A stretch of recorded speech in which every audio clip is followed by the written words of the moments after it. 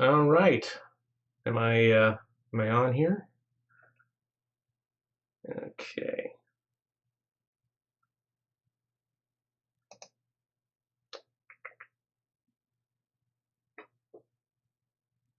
All right. Yeah, it looks like I'm there. All right. I'll turn that down. Well, if folks are here and want to chime in and say hello on the chat, feel free to do so anytime. I'd love to hear from you and hear your questions and find out where you're from, where people are watching from. That's always fun to do. Let's see. Here we got Tanmay and Camillo. Yeah, there we go. Great. Got some people in there already. So I'm just going to go ahead and start. Welcome to my studio. Today I'm going to be doing a caricature painting of Bill Murray. This is something I just sketched recently. It's a pretty rough sketch. I didn't do the whole process that I usually do in my Proco caricature course, where I go through all the steps of refining it to a real final sketch. I kind of liked the way the rough sketch looked. I thought it was pretty raw, but it had a really good likeness. And sometimes if you do subsequent steps of refinement, it can sometimes lose that initial charm or quality that the original sketch had. So I'm just going to go ahead and start. But actually, what I'd like to do first is show you the sketching process, since I did record that part as well. So let me go ahead and grab that. And you'll see how I did this. It's just a real quick time lapse I made for you.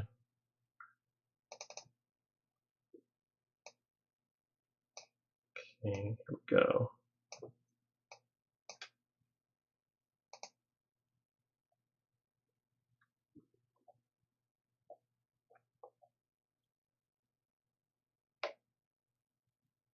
Oh, there's no sound? That's not good.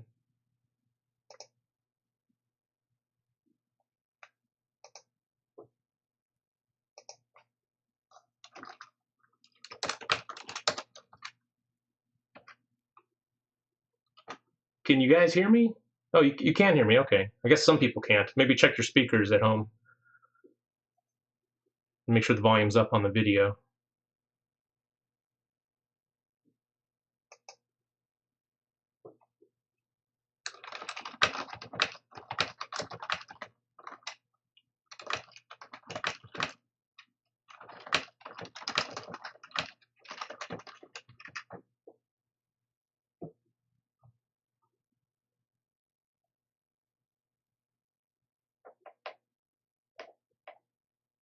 Okay, it sounds like most of you can hear me, so that's good.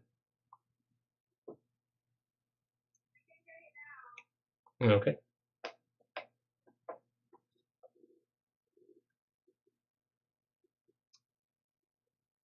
So this is what I would just call basically a thumbnail sketch that I refined into a rough sketch. I started with just big, loose, broad shapes. I just scribbled, essentially, just controlled scribbling. And it's not. Most people are saying the sound is working. Okay. Anyway, as I was saying, yeah, so I do a lot of quick, loose crosshatch shading. I just do enough to give myself clues as to what direction the forms are going, the plane changes on the face, but I don't spend a lot of time on it because I know I'll do that in the subsequent steps, making things look more realistic, obviously. Doing little refinements here and there where the features might need to be tweaked a little bit. I often stand back from the photo. I get up, come back to it. I sometimes flip it in reverse to see how I like it. And there we go. That's about it there. So yeah, so that's how I did the rough sketch. And I'll just go ahead into, let's go into Photoshop here. And here is the photo I'm using. I'm not sure who the photographer was, but I really like this particular photo because it shows a really great subtle expression, a very Bill Murray type expression. And the lighting's really good too for painting. There's strong shadows, good highlights, a nice range of middle values to work within. I always find it's best to work from photos that have decent shadow patterns on them because it helps define the forms and it makes my job easier as a painter. Okay, before I start, let's see if I've got any questions here. Do you still offer tutorials or coaching? I'm struggling to identify planes of the face and how to paint realistic renderings of or semi-realistic as an impressionistic. So Pocket Broken. I don't offer currently right now any new tutorials, but all my courses are still on, all my classes are still up on the Proco YouTube page, all for free.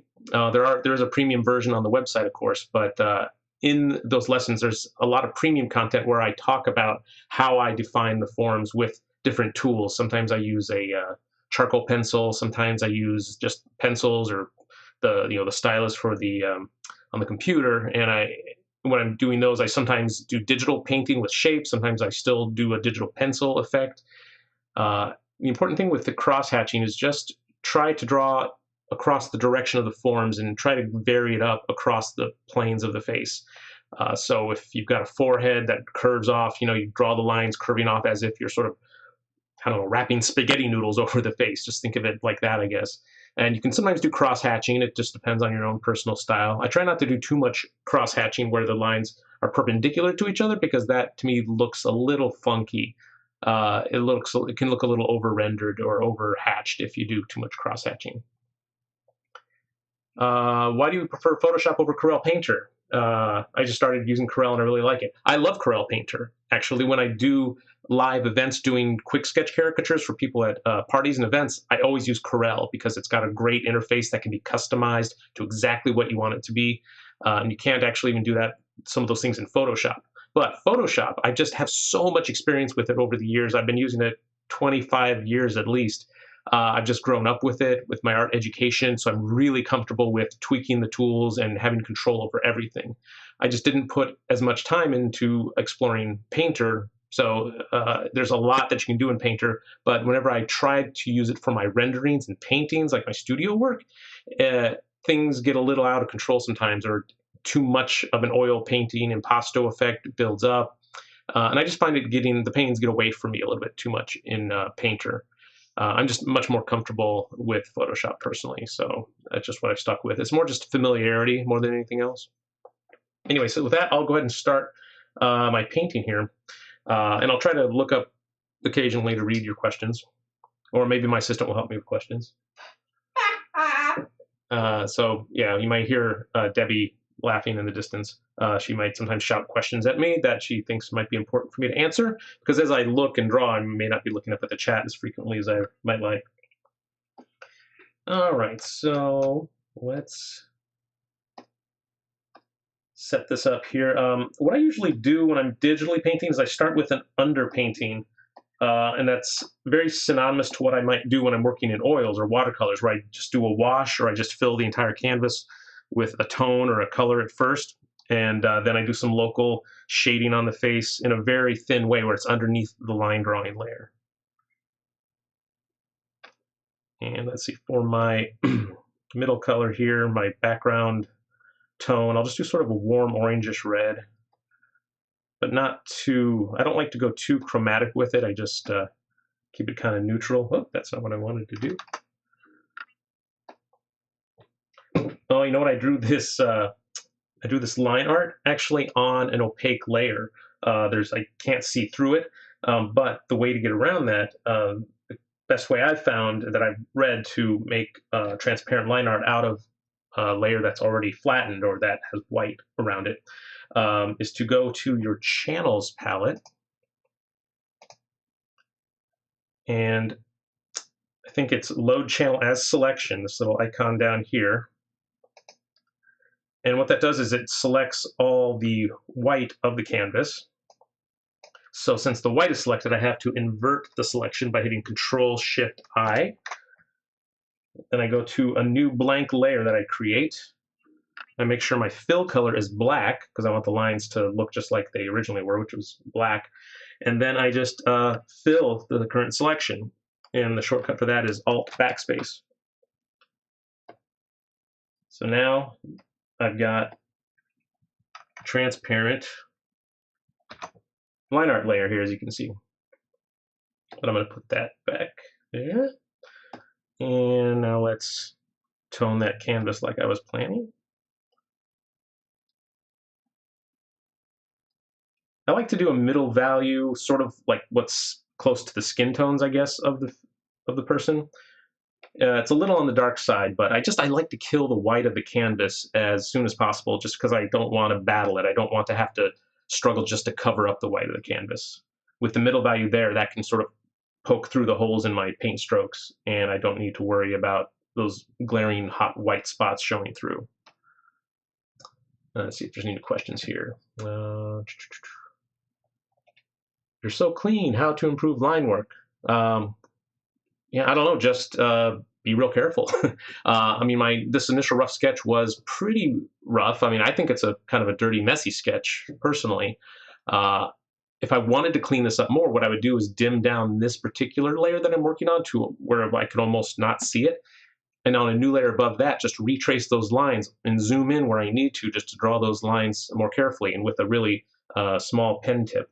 Like right now I'm using for my drawing brush, well, for the drawing, I used Kyle's Drawing Box Perfect Pencil. That's Kyle Webster's brushes. The Perfect Pencil just comes out of the box just ready to go, and a very nice simulation of what a pencil stroke looks like. And here, if you can zoom in on it a little bit, that's maybe too close. But it has a real nice look that almost looks like a graphite pencil.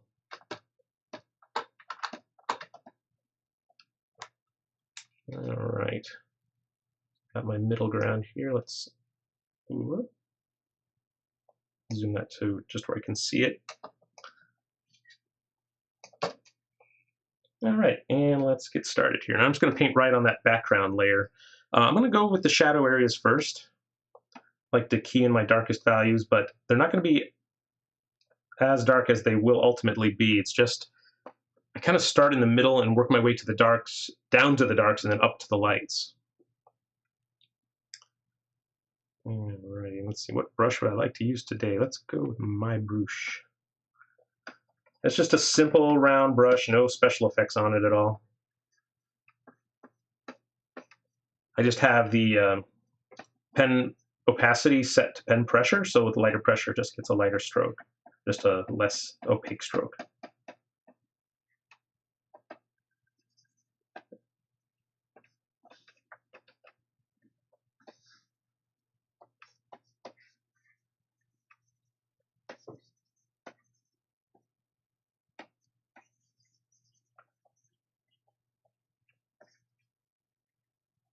And it can be pretty messy in this early stage. It's going to be painted over, and this is kind of how I might work when I'm working with oils anyway. I'll just use a lot of thinner to thin down the paint, and the paint will sort of spread out and run across the canvas and sometimes drip. And I'm going to cover that up with opaque paint after that. But sometimes these little areas of other colors will show through in the final painting, and it helps give the painting a layer of complexity that it might not have. I can get to a finish faster with multiple layers of paint working with each other. Actually, let's do a little bit of some wacky colors here. Not wacky, but go a little more intense in some of the areas, because I am treating this as sort of like a stain, where I'm staining the underpainting with these intense colors, and that will help create a little more vibrancy and color vibration in the later stages.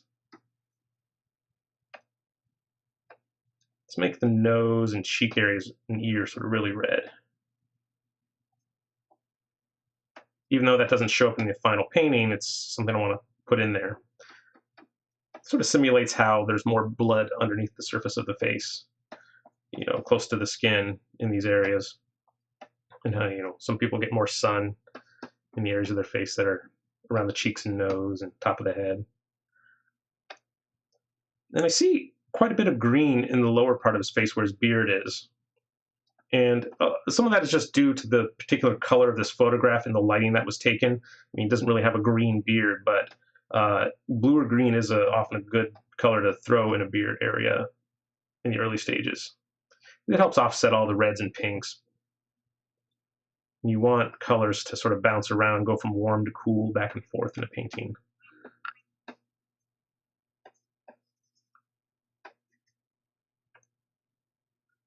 Okay, see how many questions I got here. Pocket Broken says, with the new age of digital art, Let's see.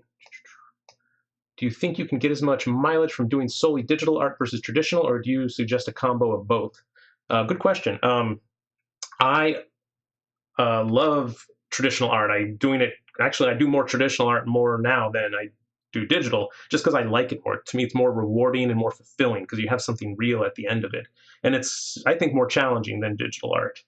When you get a really good landscape painting with oils in just a couple hours, it's a real good feeling. And then you can, of course, sell the original always later on in a in a gallery show. It's you can't really sell digital art. You can sell prints, but not for nearly as much.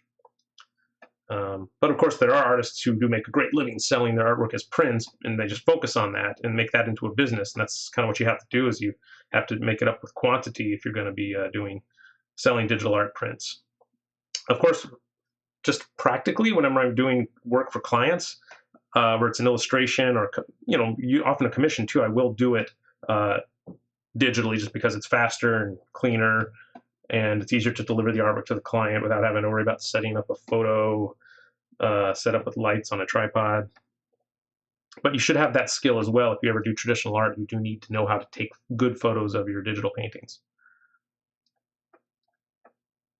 See a bit of green in that leather jacket as well, so I'm going to stain that in down here.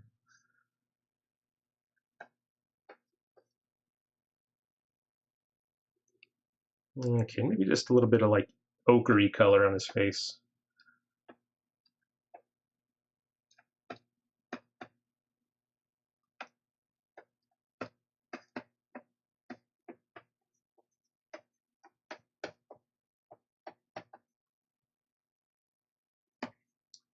Bit of ochre in his hair as well.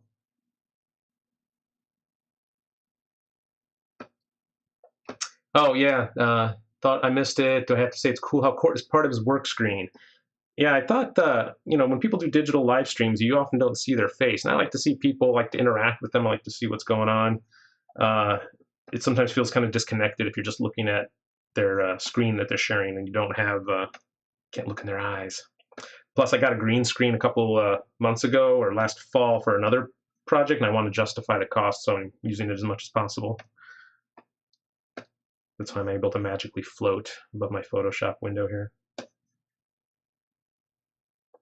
Okay, so that's enough. When I used to take classes at the Watts Atelier, Jeff Watts, he would do all these crazy stains on his paintings where you just like think that's insane. Why is he doing like this crazy blue and green and purple on these faces?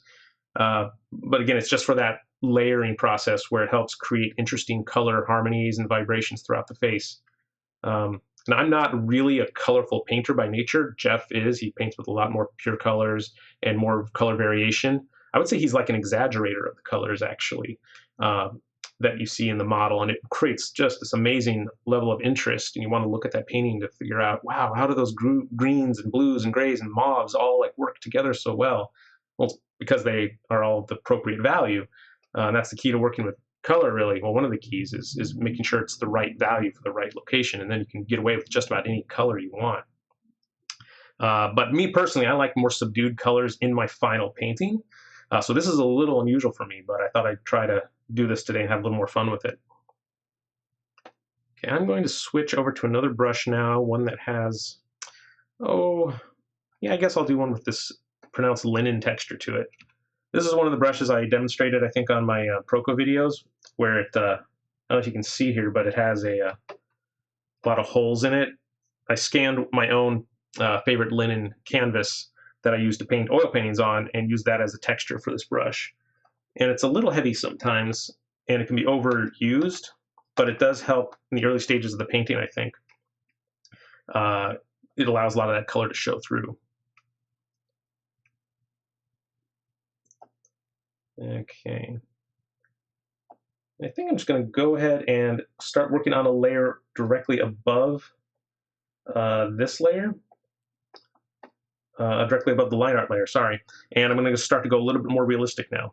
But one of my first things I do like to do is reaffirm the drawing with some dark darks. This is exactly what I'd be doing if I was doing an oil painting, where I'd take a really thin brush, a little round rigger brush, or pointed like number 1 or number 2, and just redraw some of the lines on the face, like the darkest darks, like the nostrils and the eyes. So I'm going to zoom in a little bit here. And I try not to zoom in too much, but I'm doing a bit of detail work right here, and I don't want to go too heavy-handed with it.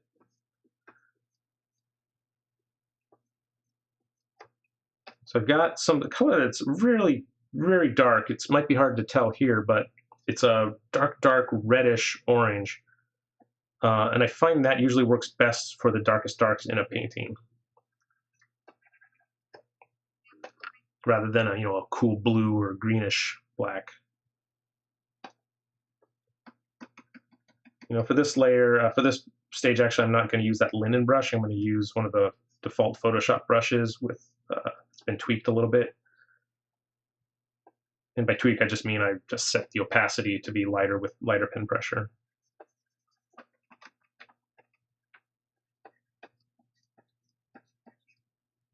And the reason I'm doing this is because my original pencil lines that I used I used the color black. There was no chroma in them whatsoever. And I don't want that to be the final black that is makes it to the last stage of the painting. I want them to have a slightly warmer tint. So I'm just going to go over some of these here. And it's not the most exciting thing to watch. It's kind of like color by numbers or paint by numbers. But that's a lot of what painting is, actually, especially if you're working with a really detailed line drawing. A lot of the painting is just fill in the blanks. And I'm not one of these types of painters who can just sort of wing it and just hope it all comes out. Unless I'm doing more of a landscape painting where it is a lot more freeing and you don't have to stick to the exact subject matter line for line.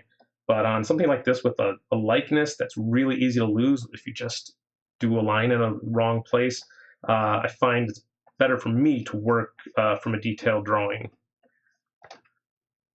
rather than just sort of painting big, bold shapes. I do, however, paint with big, bold shapes sometimes as an exercise or as a sketching technique. One of the videos in my Proco course went over that, actually, about how you can use digital painting as a sketch tool. But what I usually do after I do a big, rough digital painting with heavy, big, round brushes is I'll then take that and do a tracing of it and refine it a little bit more before taking it to a final painting. Because I am inherently very messy and sloppy when I paint. I don't have super great control all the time. I sometimes just, maybe I'll lose my concentration, I don't know, but I try to stick to a procedure as far as blocking in the forms any logical way. However, not every single shape I do is a perfectly designed, self-contained, abstract masterpiece. So I find I have to go over things a few different times and really focus on certain stages so I don't lose the quality of the drawing and lose the shapes, lose the likeness. And then one of those final concerns, of course, is shape design and how good does this hold up as a work of art. Not just is it a nice rendering, does it look realistic, but if you zoom in, are those brush strokes still beautiful? Are they still appealing to look at? And that's my goal.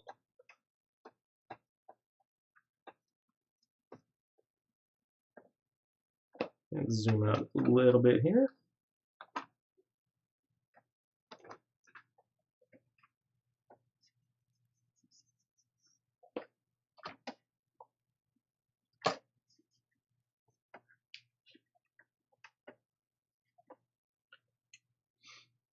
Let's see, any new questions? Do you see, Atlee Christensen says, do you think a lot about color temperature when you are painting? I really struggle with that.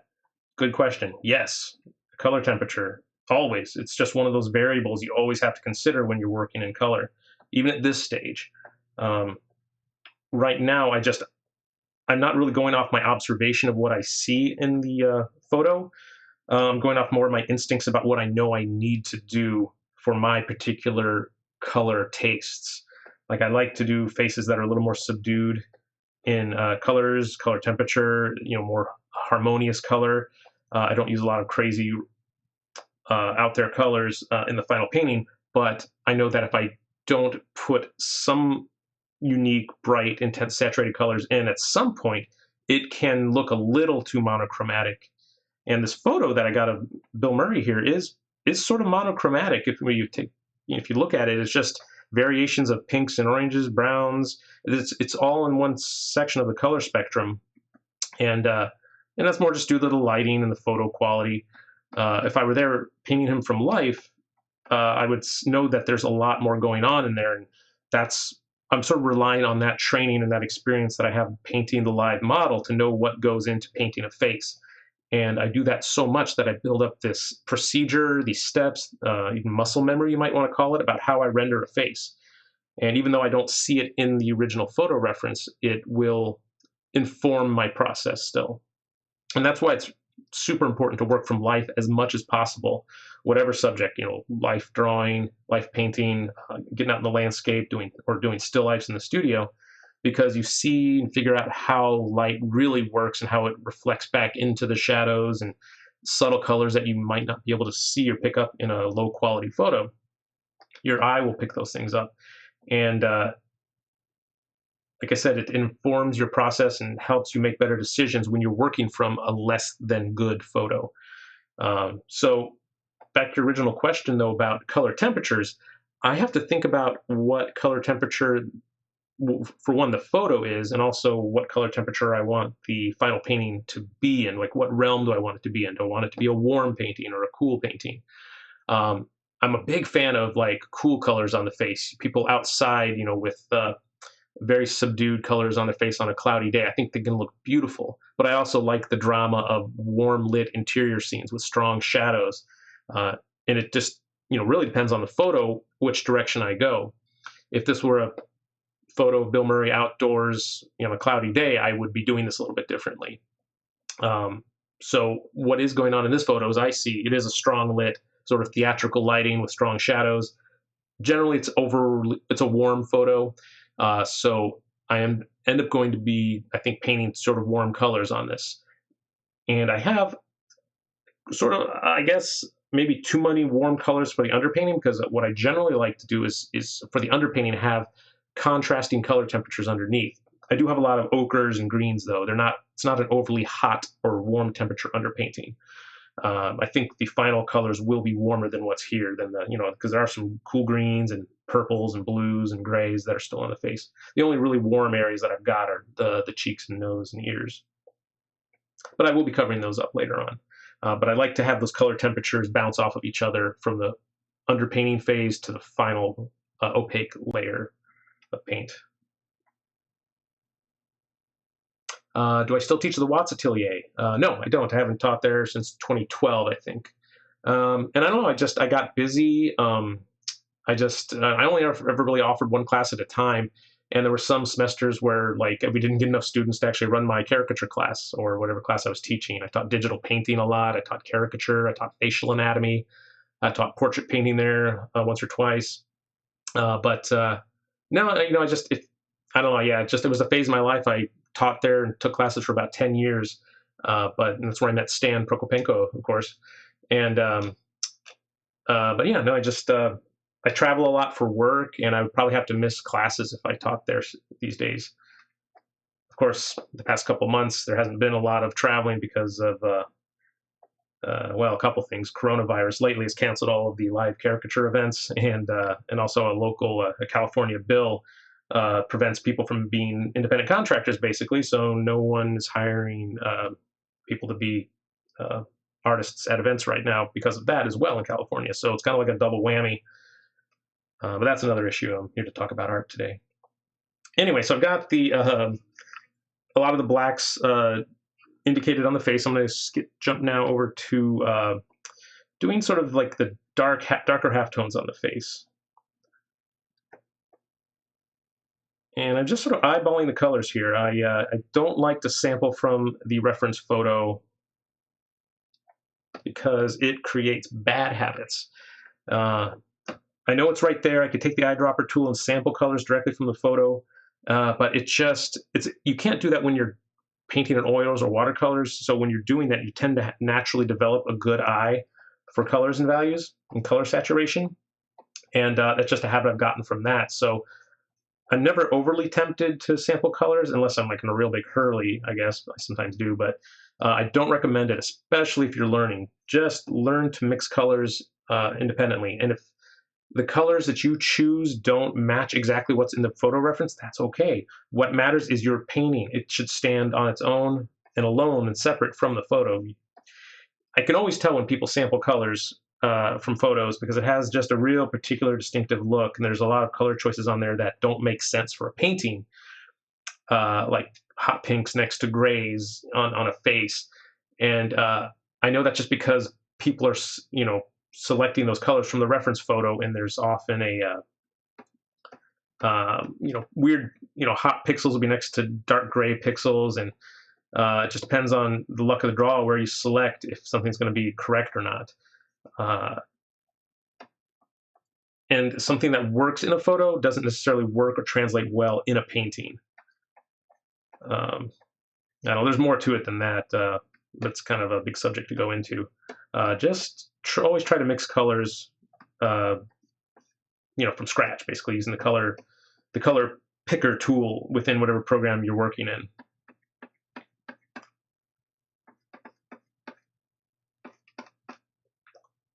Let's see. Will this be archived? Yes, I believe this stream automatically will get saved and just be another video on my YouTube page. It might take a couple hours after the stream ends for that to happen. This is my first stream I've ever done on YouTube, so I'm not sure exactly how long it'll take. Let's see. Who is your favorite booking agent? Oh, that would probably be Tad Barney. Sorry, Robert. Oh, hey, Ian, how you doing? I assume that's the Ian that I know. Thank you.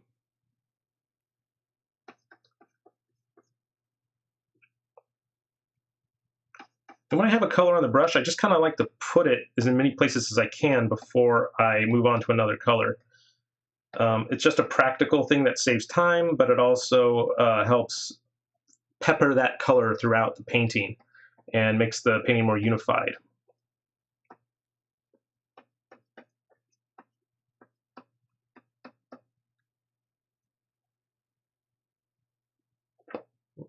Okay. Let me zoom back out a little bit. I'm seeing it's a little too cropped right here. I do like to see the entire painting all at once while I'm working on it. If you stay zoomed out as much as possible when you're working on a painting, I think it lends itself to becoming a more painterly, interesting painting with, fat, juicy brush strokes, more of an impressionistic touch. If you get too close for too much of the painting, the tendency is to want to paint too many details, and then you might paint an eye in a way that's kind of doesn't match the other eye or doesn't match other areas on the face because it's overly rendered or it has colors that are isolated from the rest of the face.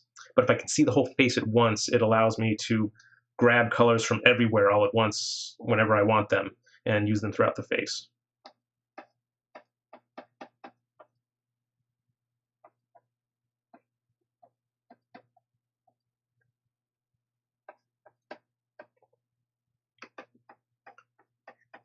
And then what can happen here is you see I can sample colors. I can sample colors directly from my own painting. When I say don't sample colors, I mean don't sample them from the original reference photo. But if you have a range of colors on the face already and you can paint transparently over colors, you create new combinations of those colors. So I've got this reddish orange flesh tone that mixed with the green of the beard, and then I sample that as a new color, and then it creates sort of an intermediary color that can become the color of that beard.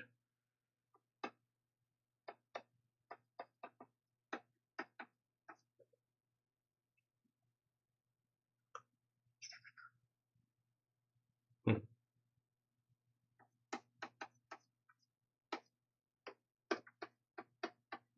If you're watching and you haven't posted a question or made a comment yet, feel free to just write in with like where you're watching from. If you're in a certain state or a different country, I always like to find out where people are coming from.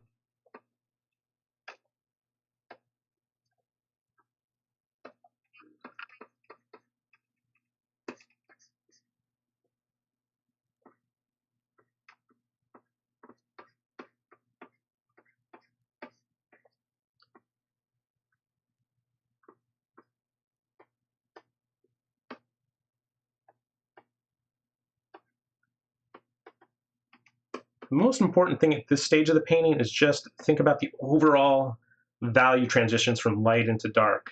I'm not worrying about doing the wrinkles on the forehead or the creases or any details yet. I'm thinking of the head like a big egg, and I want to shade the egg first, get the overall values from light to dark as they travel across the big forms.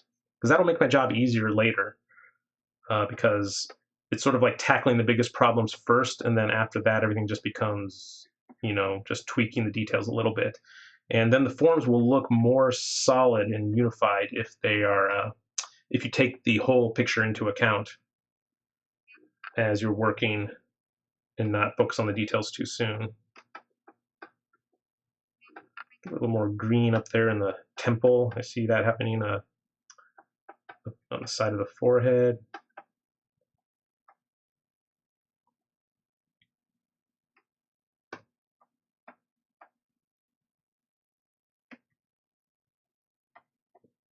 So I try to keep my brush as big as possible too. That's part of this initial process, is just keeping it, working at the big shapes first, taking the big problems on first. Keep the brush big, then you can't work small.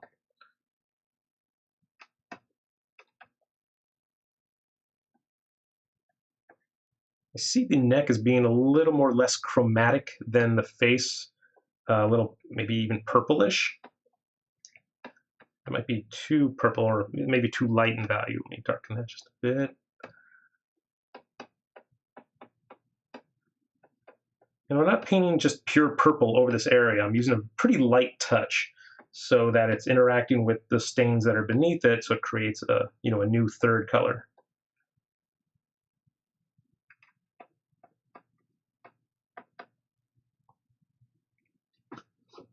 Watching in the UK from Matthew Harvey. Hey, Matthew, thanks for joining us.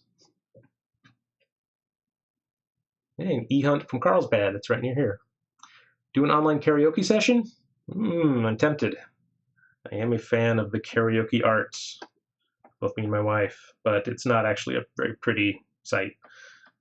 We enjoy it. I enjoy it, but I'm not very good. I just like to pretend. If I have an audience, I think I might be a little too self-conscious.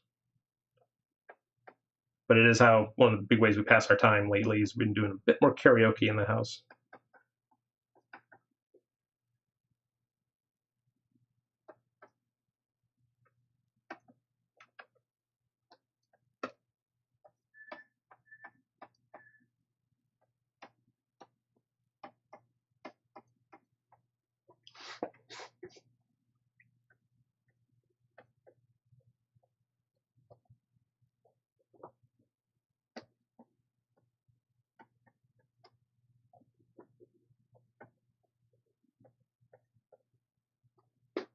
Oh, Mr. Roboto? Wait, how do you know my signature song? E Hunt? This isn't Gabe, is it? Are you back? Oh, hey, Erwin, watching from Dallas. Welcome. Ian's definitely up for karaoke. That's good. We'll have to have maybe a party. Well, not anytime soon, though, because I don't think we can be more than 6 feet apart in our living room with more than 2 people. Oh yeah, my Love Shack. Yeah, that was actually one of the very first songs I ever sang in karaoke. I did the Fred Schneider part. It's one of those parts you can just kind of shout in a silly voice and it sounds reasonably okay.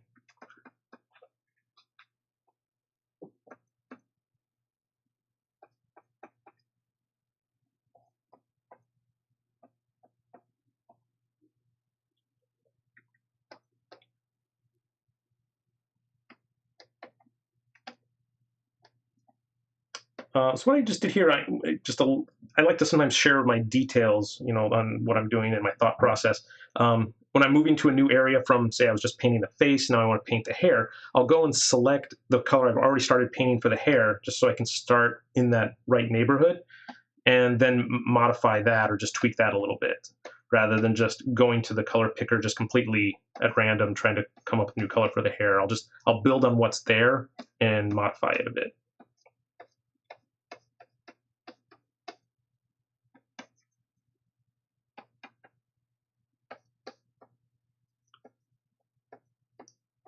I try not to cover up completely my earlier work. I like to have those stains of color show through on this phase.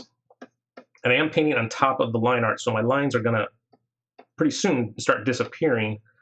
So I gotta, I'm gonna start moving to a place where I'm gonna be a little more careful in this. Right now, I've been pretty cavalier about just blocking these shapes in, but as I obscure the lines, I gotta make sure I don't get too far off track and lose the drawing completely, or modify it and lose the likeness.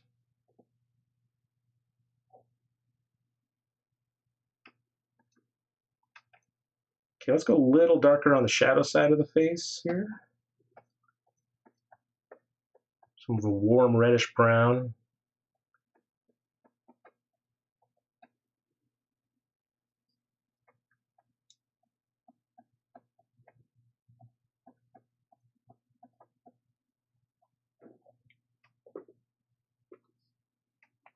Let's see here.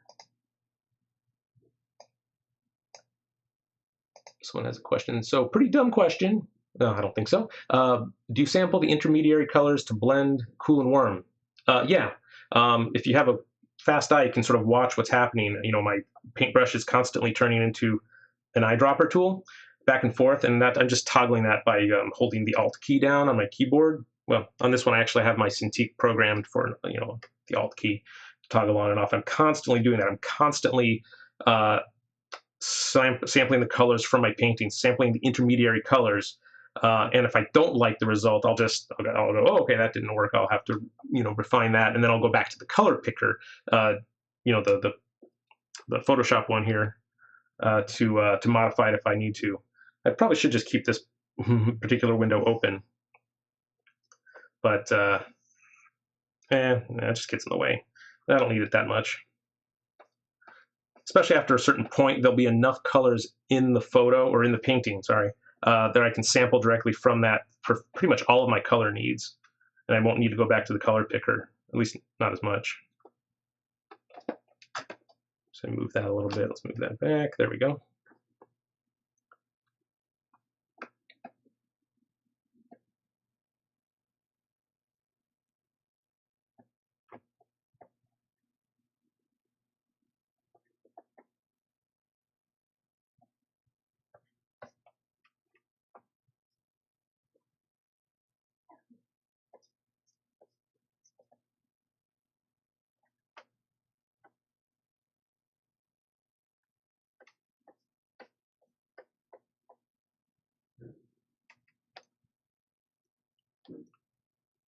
I'll go a little bit more neutral in that color underneath the jawline here. It's not quite as brown as the shadows that I see on the far side of the face.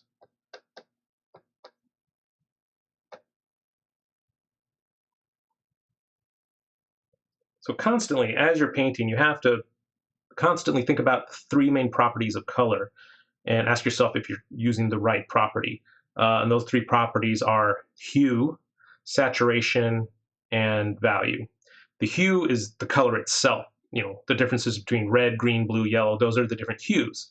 And within each hue, like say if it's an orange hue, it's going to be a certain value of light or dark, and it's also going to have the property of saturation, like how intense it is. Like pure paint from the paint tube is going to be highly saturated, but when you mix it with its complement, it'll desaturate it. So you always want to think about the saturation of the color, its value, and what actual color you're using.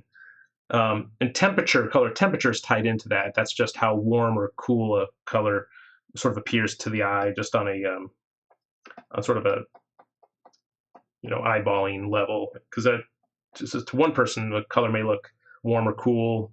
To another, it may look not as warm or cool. Or it depends on what colors are around it on how warm or cool it's going to look.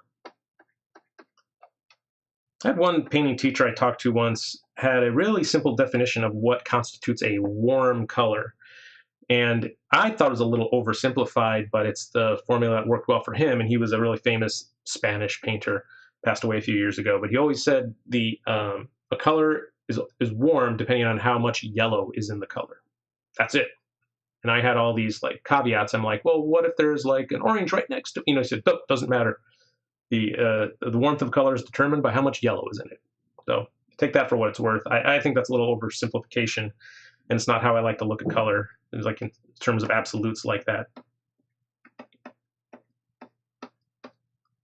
I just like to think of them as their constituent properties that I just mentioned of hue, value, and saturation.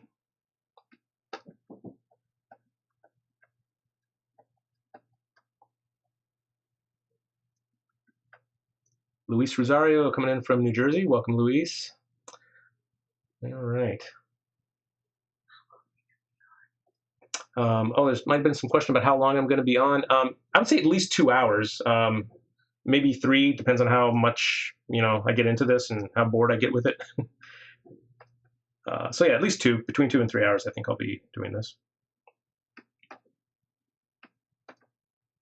Okay, so it's looking pretty blocky, sort of heavy-handed right now. It's not, in a state. I mean, it's in a state where it's sort of in its ugly phase, and that's, all paintings go through their ugly phase. Just don't worry about that. Don't get discouraged. Just keep plugging away, and trust that you will be able to bring it back to a level where it's nice to look at again. Do you want me to shout questions to you? Sure. Okay. So I may get some assistance here shouting out some questions as they pop up, which will help me work a little bit faster so I don't have to look up constantly.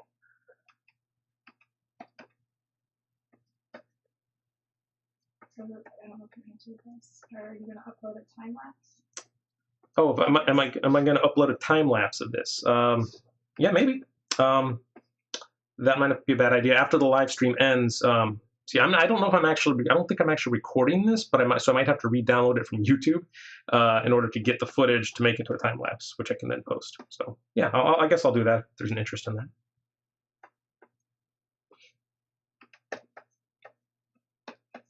And is saturation the same as chroma?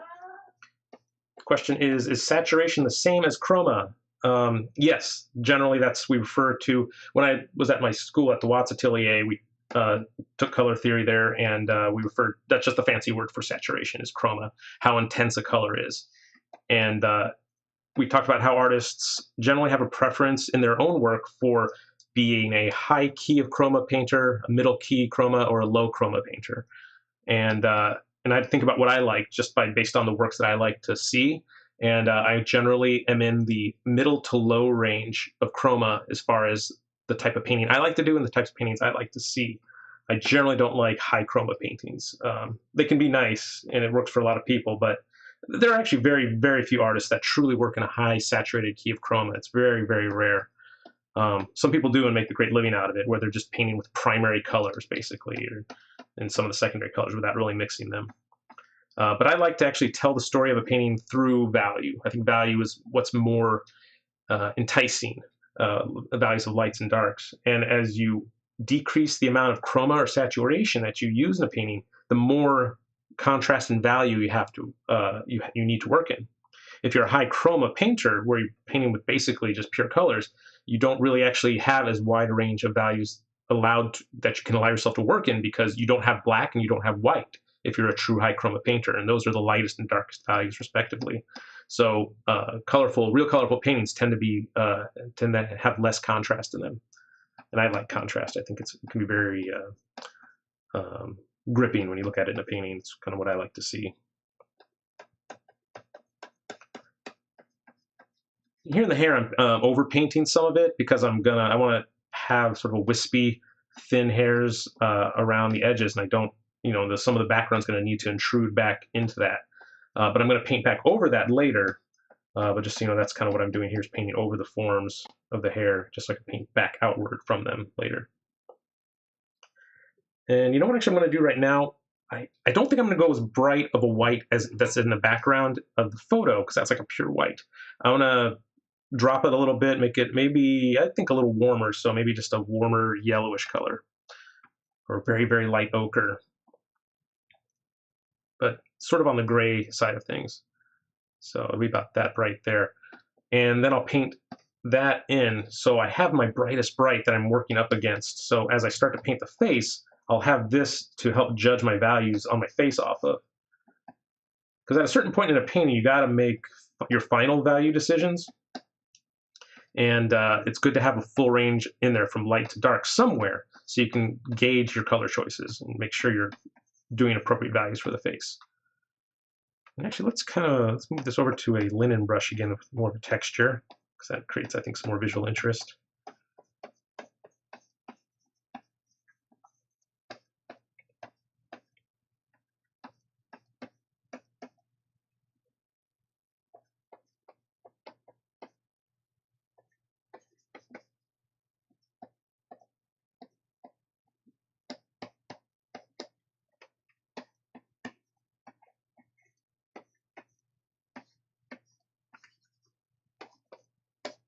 I never like to just fill a color when I'm doing a digital painting. I like to see brush strokes everywhere. I mean, I'll do a fill in the initial stages just to get things covered quickly, but for the final effect, I don't like simple flat digital colors because it takes away from the painting. If there's nice, cool brushwork in other places, anything that has a digital handprint or fingerprint just takes you right out of it and ruins the mood. So everything I do from here on out will have, more streaks, more texture to them. And let's see, let's do some of that leather jacket too to get some darks in there. But I don't want it to be, again, pure black with no chroma in it whatsoever. So I'm going to go up a little bit from the bottom of the color field here and get it out of the black zone so it has just a bit of reddish brown in the darkest darks of the jacket.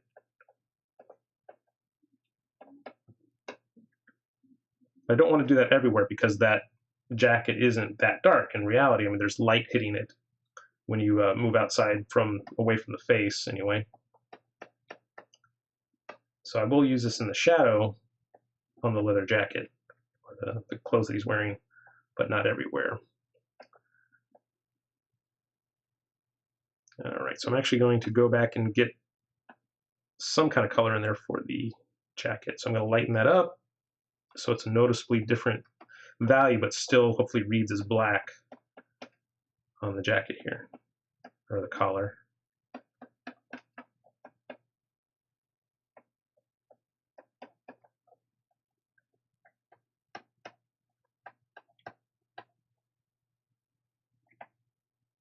Maybe it could be a little more blue, perhaps. So I'm going to move it closer to the desaturated range of the spectrum over here, which will read as a cool blue. Yeah, there we go. And it's kind of nice now we have that warm brownish black that's vibrating off of this cooler, lighter black. And then let's get some cool light blue in for that shirt. In the photo, it's overexposed. It's a little blown out, and I don't want to do that. So I'm going to keep that a little darker and a little more chromatic than what I see in the photo. Bob said to put your shirt on. I just got a comment that I should put Bill Murray in the shirt that I'm wearing right now. Is that Bob? Yeah. Yep. Maybe. Well, I don't have a photo of it, and I'm a pretty realistic painter, so I'd have to make that up, and I'm not prepared to do that right now. It's Bob. Yeah. Bob's a funny guy.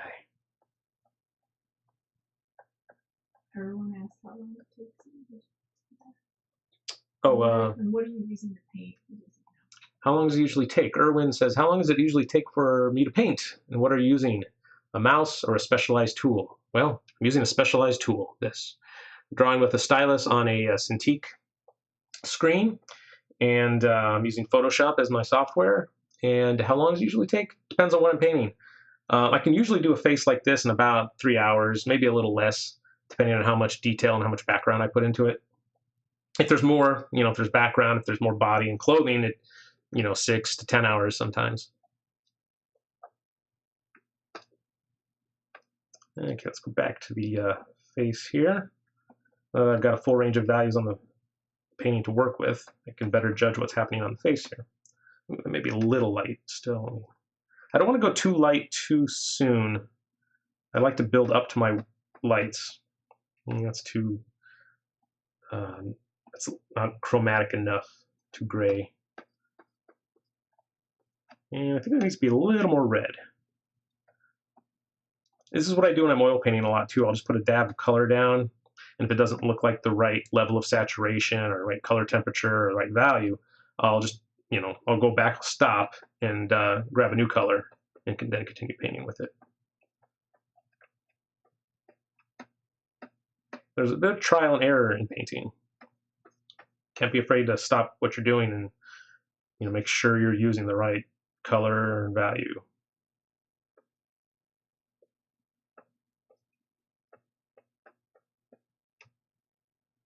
I am starting to think a little bit more about the subtle plane changes that's happening in the forehead with the various wrinkles and furrows.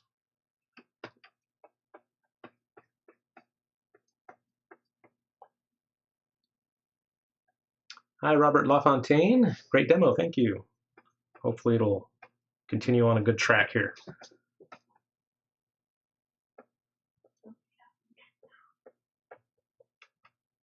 Hey, Donica, welcome.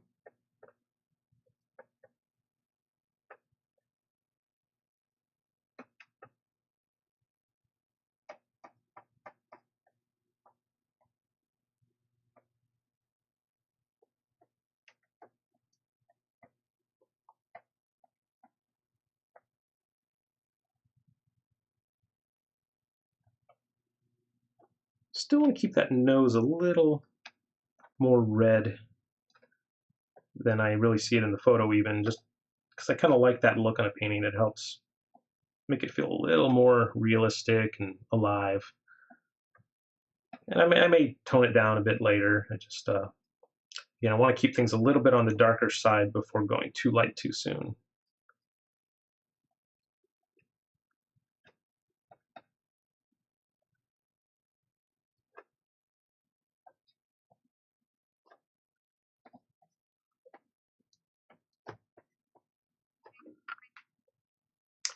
Oh, good night, Lu Chi Chang.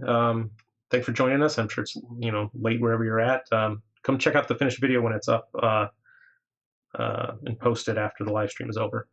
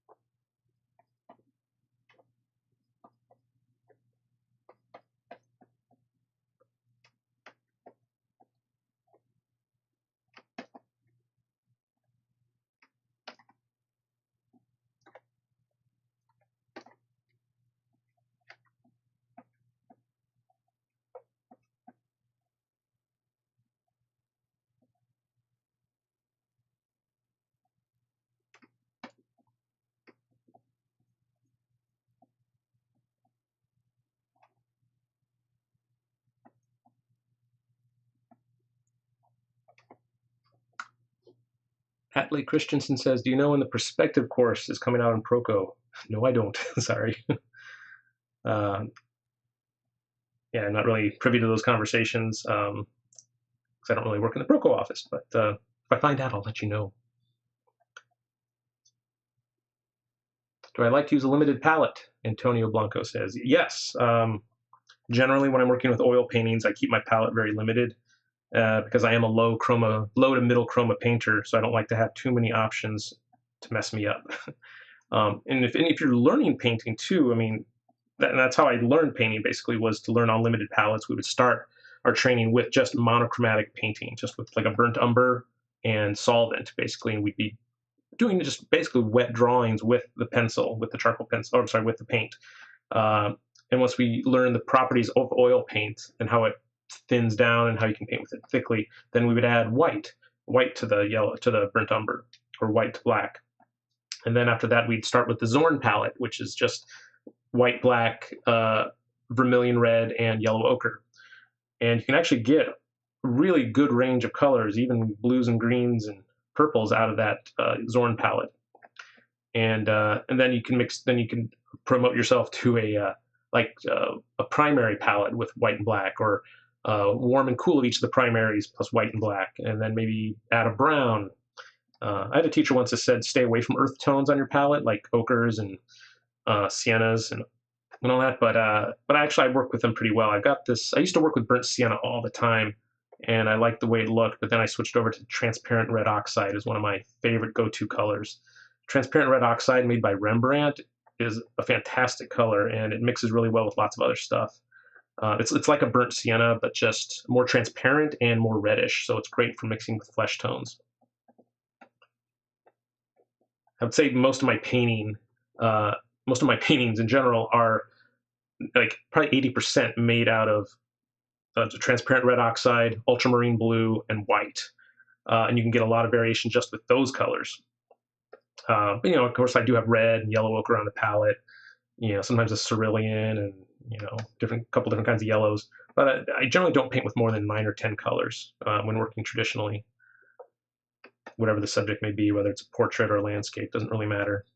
I just basically still use the same colors no matter what, because it's flexible enough that I can do just about anything with them. And when you're working digitally, of course, you don't have the limitation of an actual palette. Unless you actually set aside, a document or on a different layer, you can dab your colors down there, your whatever colors you want. If you want to just samples from the same 4 or 5 colors, you can do that. I teach that in one of my Proco videos. I think it might be the standalone one on tips for painting digitally. But it's sort of an artificial restriction to place upon yourself. But that sometimes some people do need that.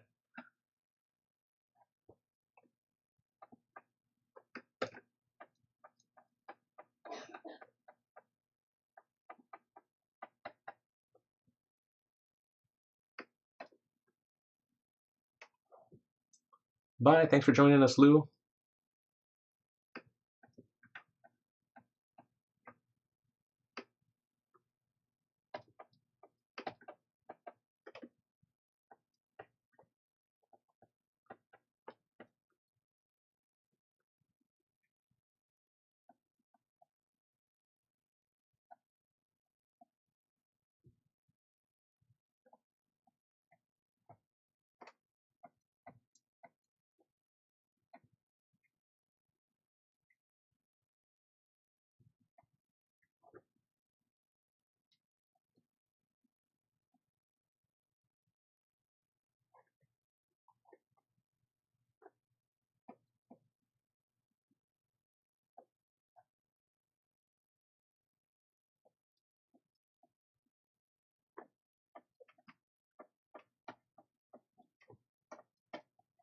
So I'm going a little bit lighter on the face now.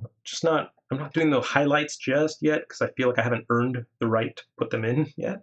I need to sculpt the halftones first in a way that makes them feel solid. So you shouldn't have to rely on the highlights to make a form feel three-dimensional. You should be doing it all with your halftones. And for those of you who don't use that same term for your own work, I consider halftones to be anything that's not a pure shadow or a pure highlight. That's basically everything in between is a halftone. And that's what most of the work of the painting will be done is in that halftone range under most circumstances.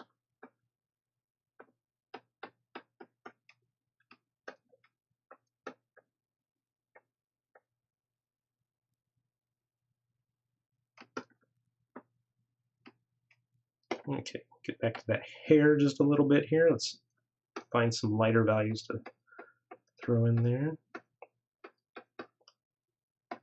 I jump around a lot. I don't have a real specific procedure for the way I always complete a painting every time. It's always a little bit different, and I base it just on where I'm at, what I'm seeing at the moment, anything that needs to be addressed that's screaming for my attention, I'll jump over to that. Or if I realize, hey, I still got a lot of lines still visible that need to be covered up, maybe I'll go over there and do those.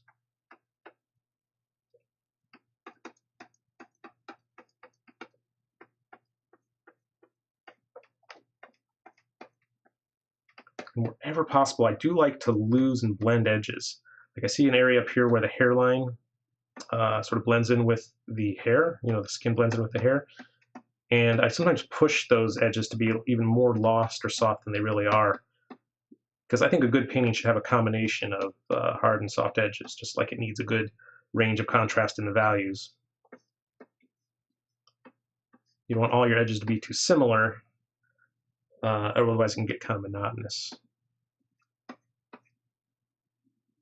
And consequently, likewise, on the other end of the spectrum, you can't have everything be overly soft, which is why I hate when people do digital paintings that look like they use the airbrush tool for the entire painting, because everything is just of a uniform edge value, edge control. It doesn't have any kind of hard edges anywhere, and a good painting needs hard edges as well. Like especially for things like, say, the shadow under the nose here has a really hard cast shadow edge.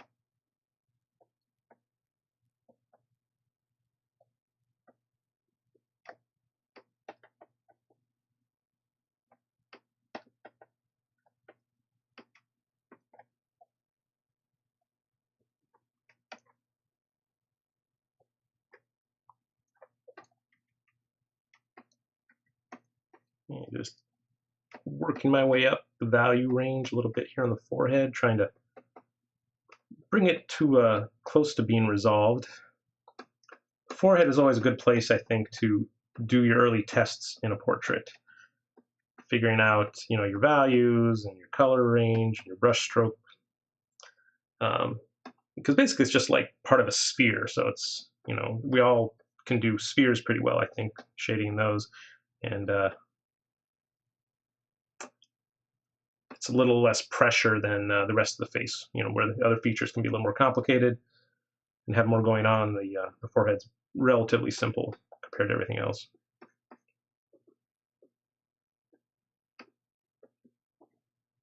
I see just a bit more red as the form turns away from the light. So work some more pinks into the forehead here.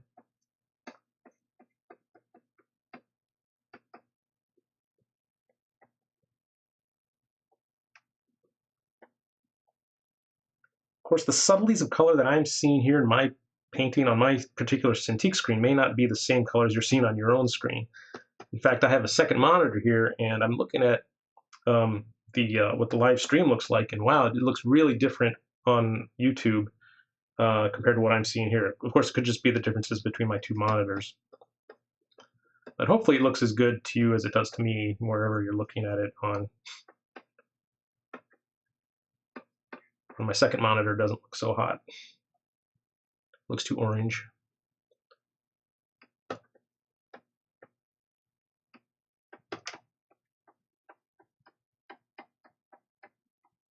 That's sort of a universal problem in art for any medium, really, is what medium the viewer is looking at your artwork in. It could be a bad reproduction in a book, even, or a print, or an online reproduction. And even if it's painted traditionally, people are going to see it in all sorts of different ways depending on what screen they're looking at. I think things have gotten better the past 10 years, though, in monitors.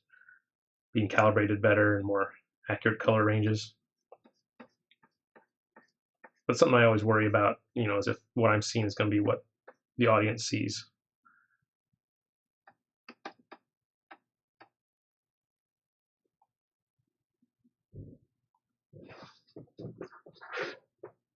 Hey, see you, Ian. Thanks for joining us.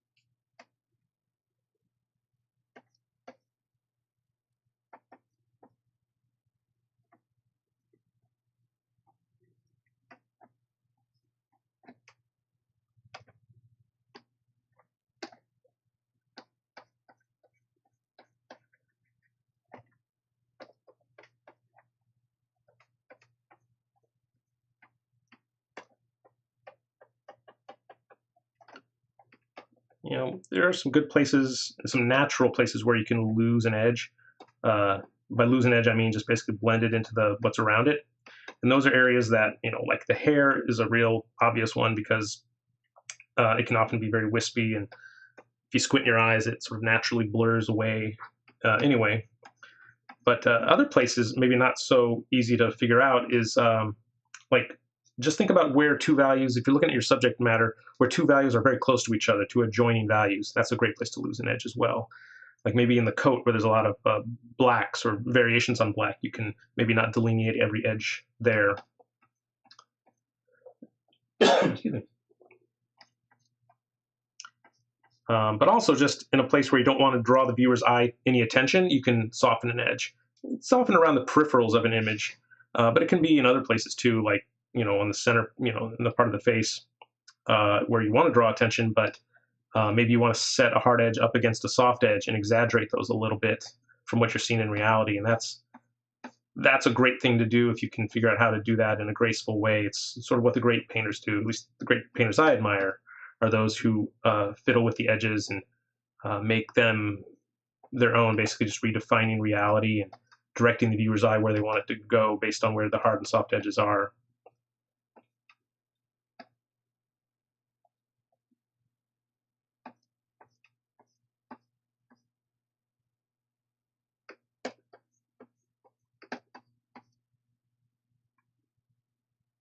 Okay, I think I better zoom in just a little bit here, and let's focus on something like one of the eyes where I need to see it in just a little bit more detail. And I guess I'll keep on working with this this brush, this linen texture brush. It's pretty cool. If it gets overwhelming or too repetitive, I'll maybe switch to another. But once you start getting that cool texture with all these little holes and the simulated canvas texture, once you put that down, if you put another brush down on top of that that doesn't have any kind of texture at all, it can be kind of jarring and look a little smooth and digital and fake. So from here on out, I'm mostly going to be using textured brushes of various kinds. Maybe not this exact same one.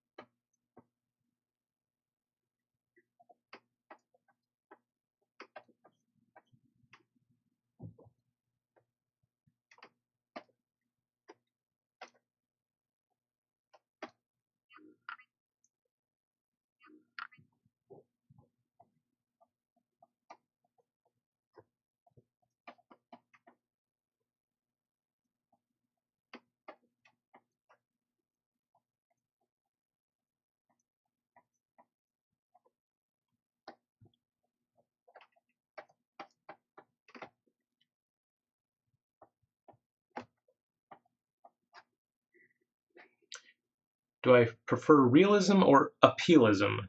I'm not sure I know what appealism is. I've never heard that term before. Could you elaborate? I mean, I know what realism is, but what do you mean by appealism?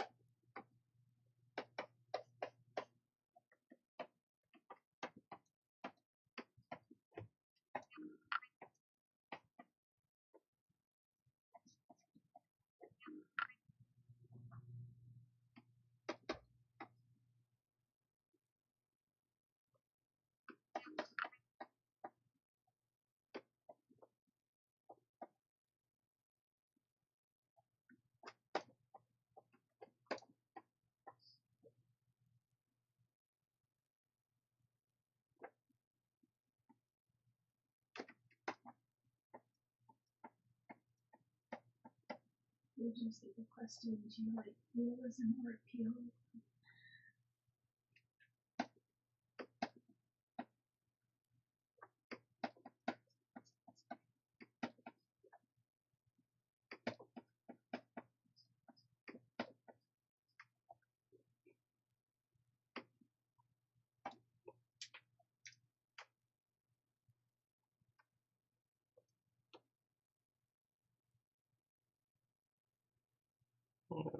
Switch to another brush here. This one's called Broad and Lost Edges. I think this is one of another one of Kyle Webster's brushes.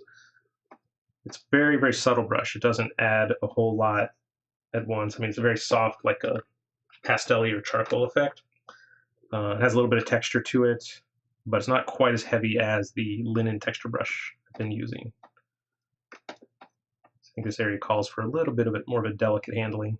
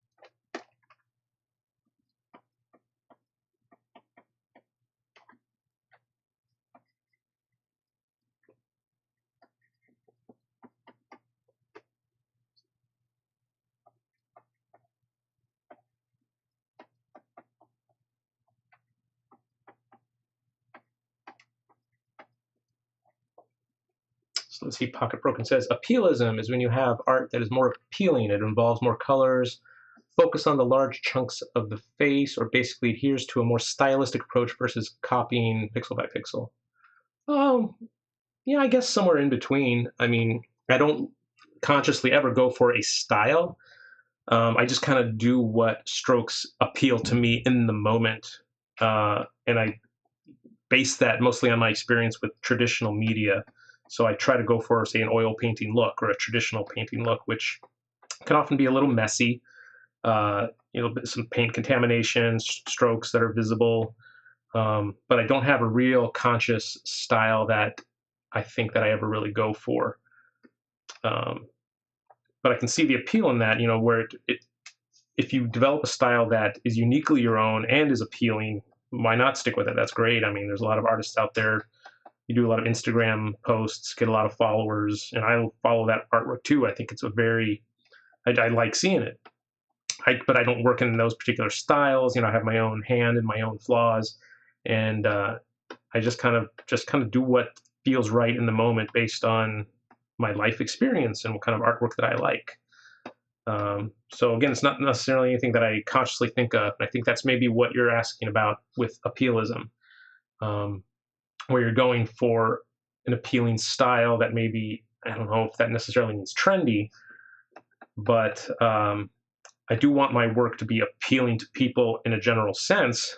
So I do want to have in the final painting, what I would call beautiful brushstrokes and nice handling of the forms where it seems effortless, or where maybe they don't know how it was done exactly. Was this digital? Was this traditional? It looks like something in between. Um, Basically, I just want to create a beautiful painting regardless of how I get there. Um, and the only gauge I use for that is my own taste based on the type of artists and artwork that I like already. So I don't know if that answers your question, but that's kind of what it made me think of.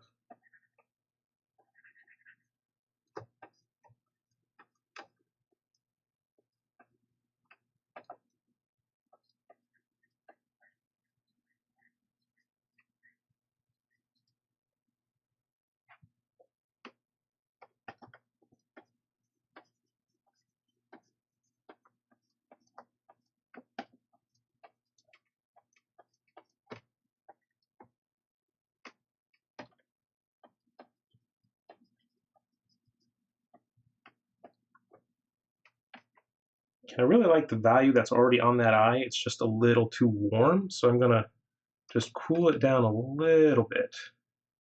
The white of the eye, or the sclera of the eye. I don't actually like calling it the white of the eye because that misleads a lot of people and subconsciously makes them think it has to be white. But it's not. Even in bright light, the sclera is not pure white. It's sort of a ecru, or off whitish yellow.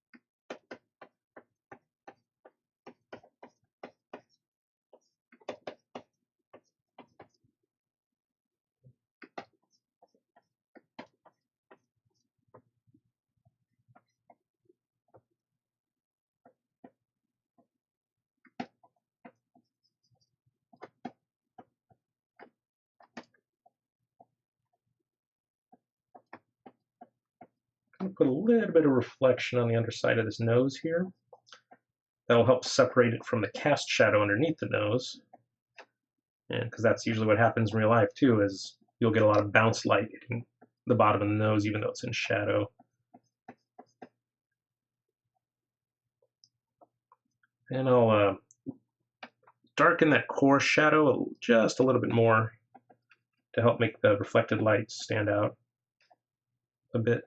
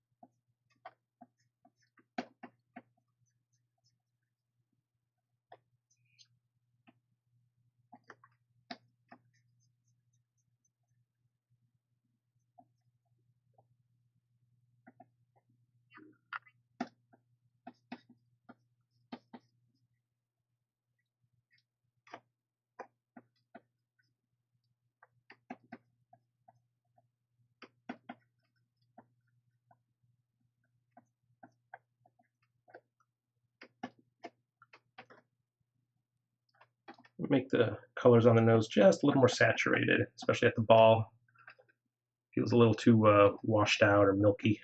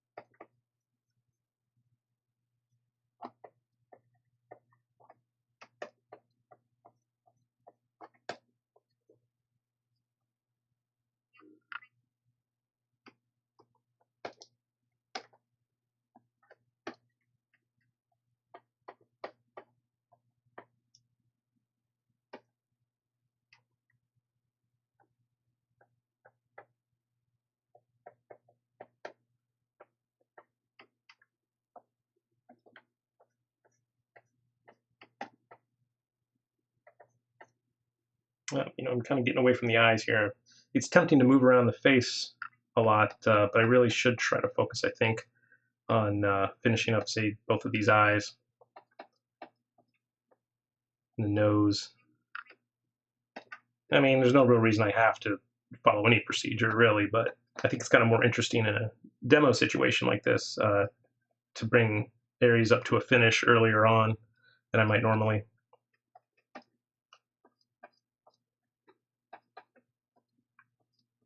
And, normally I might actually do it on my own too, even not doing a demo, just because I personally like to see areas of the painting get finished, because it's sort of a nice little reward and motivation to keep on working.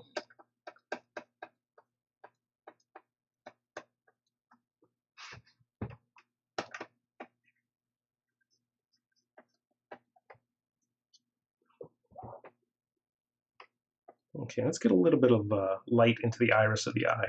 There's not much light in there. I can push it a little bit, I think, get away with it. Like exaggerate it a bit so it stands out. But not too much, otherwise it'll break the reality of the painting. But I want people to be able to see a little bit of detail if they want to get in that close and zoom in and see there's a little bit of lighter value around the pupil.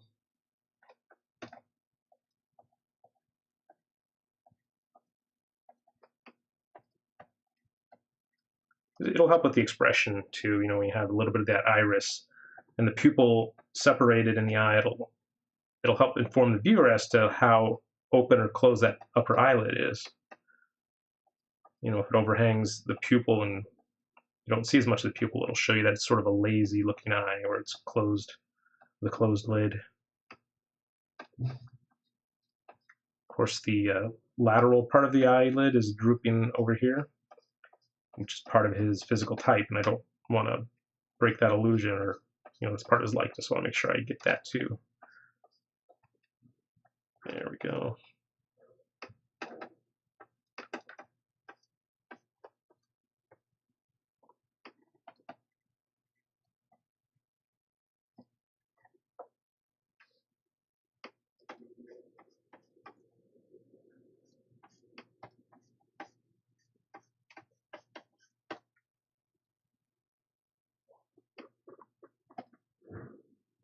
Okay, let's move over to this nose a little bit more now.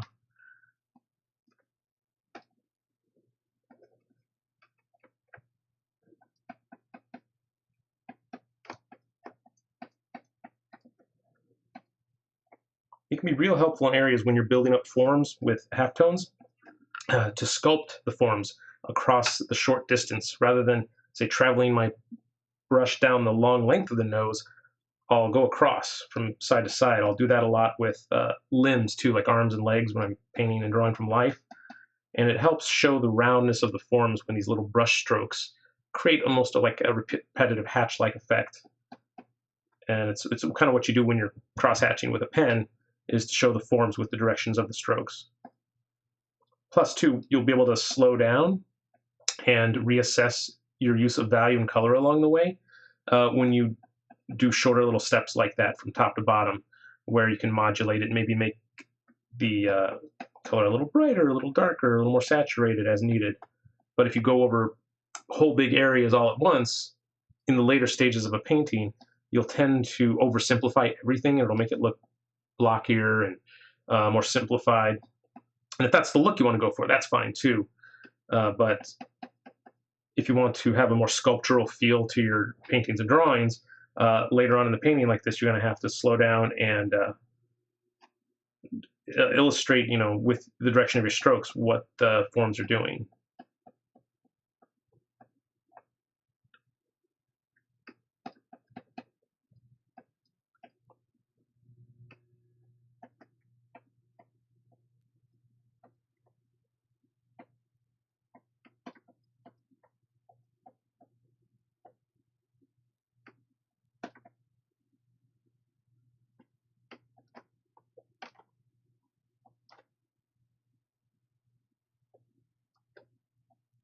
Okay, I'm gonna get that final highlight on the nose. I think I'm ready for that.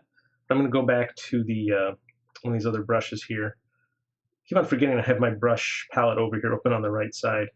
Yeah, there we go. And I err on the side of making the highlights a little smaller than they are in the photo, at least initially, because you don't want to overdo it. I think subtler highlights are just usually more appropriate. People tend to overwhelm the subject with highlights in a situation like this because you see them on the photo, and I think it's part of the photo is a little more overexposed, so any highlight is going to look bigger than they are in reality than if you were there in real life looking at the subject. And it's got, I would say, yeah, a highlight here on the cheek, on the front plane of the cheek.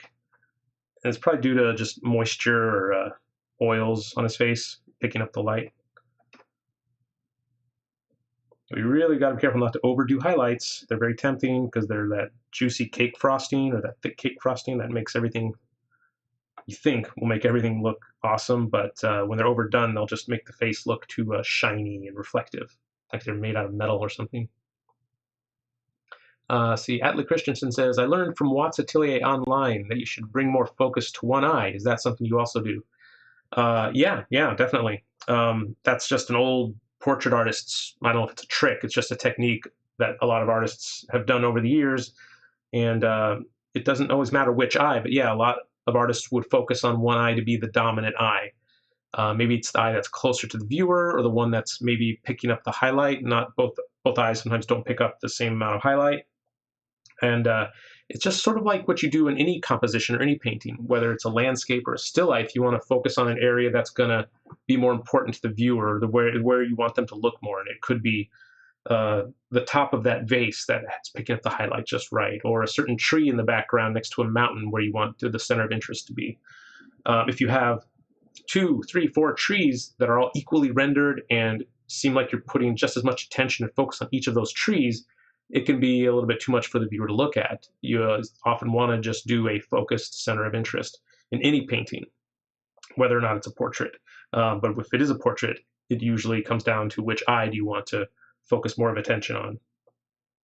And I don't know yet which one I want to do, so I'm going to eventually get back to that other eye and figure out between the two of them which is more interesting. And it's not, again, it's not a science. It's just what maybe appeals to me in the moment. And I personally, my prediction is it's going to be the eye on the right, Bill Murray's left eye, which is the one we're seeing here on the right. Just because it's more open, it seems like there's more expression around it. It's more active. The muscles are activated around the eye. The eyebrow is up. We see more of the pupil, and there's probably going to be more of a reflection that we're going to be able to see in there as well. In fact, let's actually zoom in on this painting just a little bit. There we go. That's 100% there, so we can see things a little better. Probably should have done that earlier.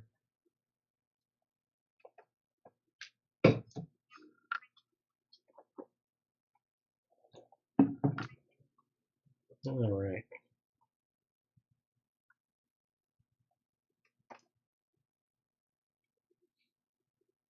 Yeah, let's actually just go over to that eye right now, since I'm talking about it. Figure out how I want to handle that.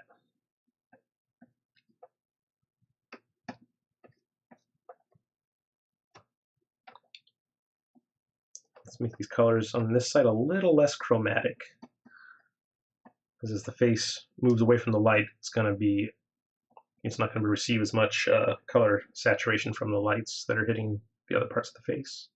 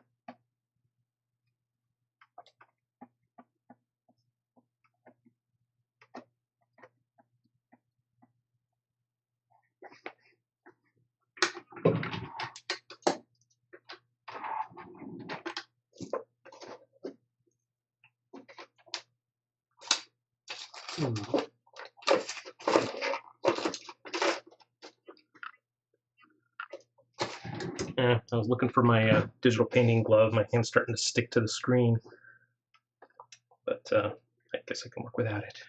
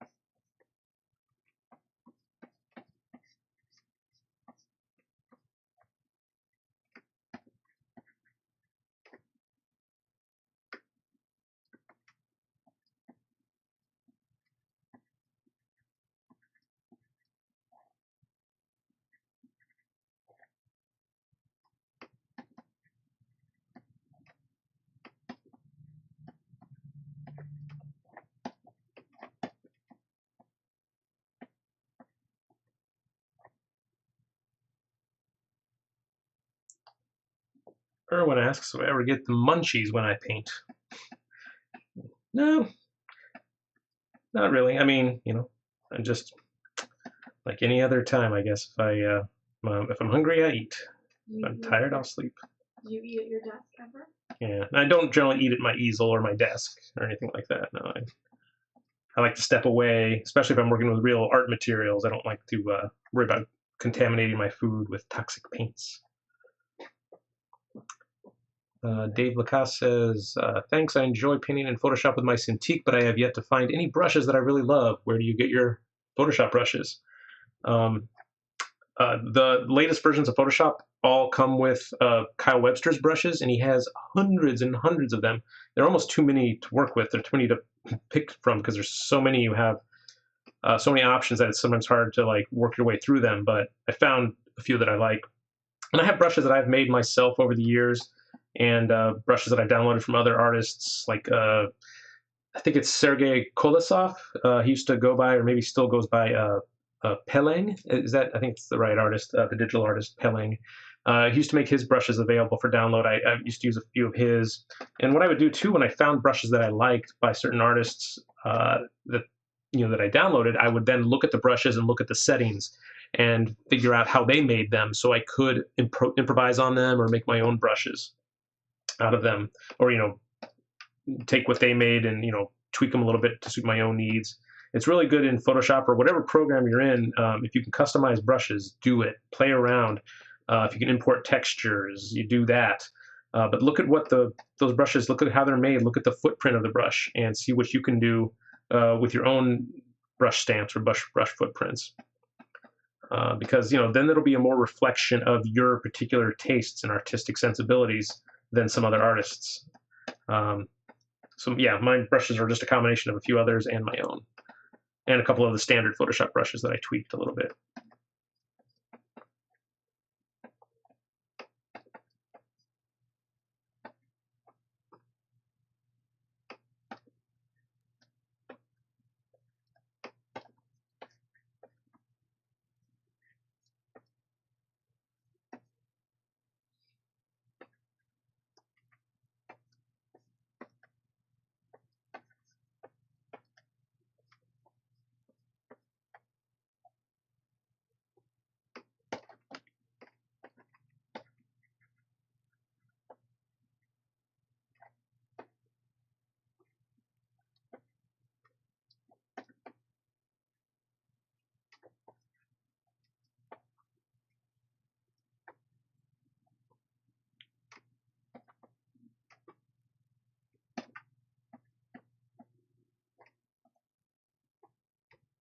All right, I've been working around the eye. Let's go back into that eye and really try to finish that up here. Gonna lighten the sclera of the eye just a little bit more, because it's pretty much the same value as the flesh tone of the bag underneath the eye there. There's not a lot of change. In fact, that's generally what you'll find on most people. Well, Caucasian people, I should say, that the flesh tone around the eyes is going to be very similar in value to the value of the white of the eye or the sclera. They'll just be a slightly different color temperature. And that can actually be a good place too to sort of blend or lose an edge. It's like right around where those values come together, where they're very similar to each other. I think there's like on this eye on the left now, there's too much of a darkness underneath the lower lid here. Almost like he's wearing mascara. So let me lighten that up a bit.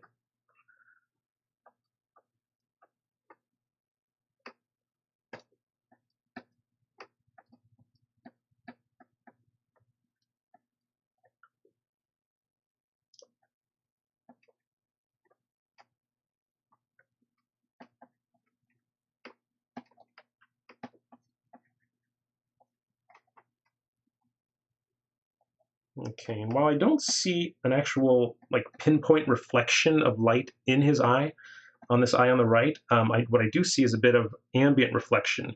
It's very, very subtle on the far right side of that his eyeball. Since it's glossy, it's picking up some of the light from the room. So I'm gonna try to get that in there too, because that is gonna help draw the viewer's eye into his eye, because I want that to be my eye of interest. So I'm just I sampled the color of the pupil, the darkest black there, And I'm going just a bit lighter and bluer for this reflection. A real subtle little effect here. I don't want it to look like the white of the eye on the far side. I want it to read like a reflection. So actually, let me get away from, I've got a soft brush right there. Let me go back to a harder edge brush. Because highlights and reflections need to be pretty crisp.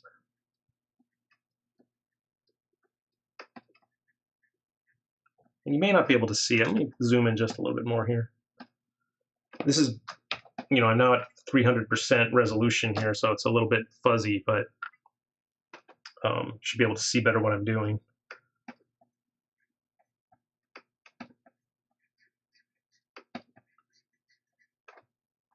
I normally don't like to work up this close.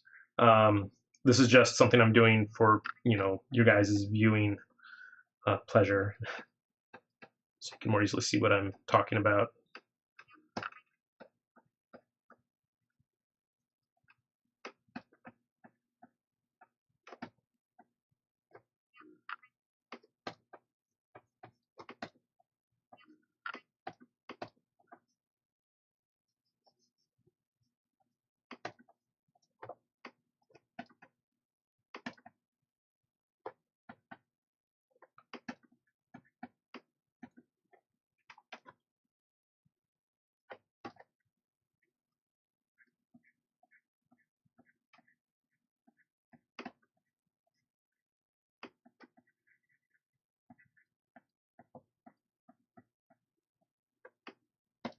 And likewise, I'm going to have to do something, I think, over here on the skin to show that there's reflected light hitting the skin as well.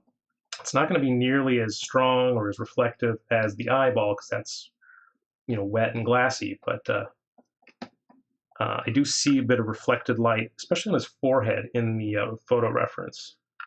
And I might push that a little bit in other areas to increase that effect and make it look more obvious to the viewer.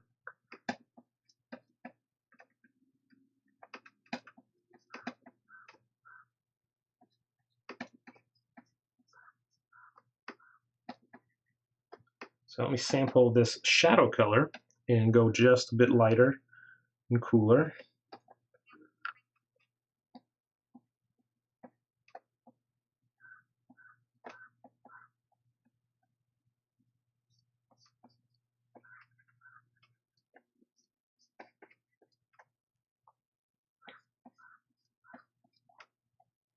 And I'm going to bring it down here to the cheek as well. And I don't know, I may not like it. We'll have to see if I keep it in there or not. But now I see I've got to go just a little bit darker and more saturated with that core shadow along the cheek so that the reflected light stands out just a bit more.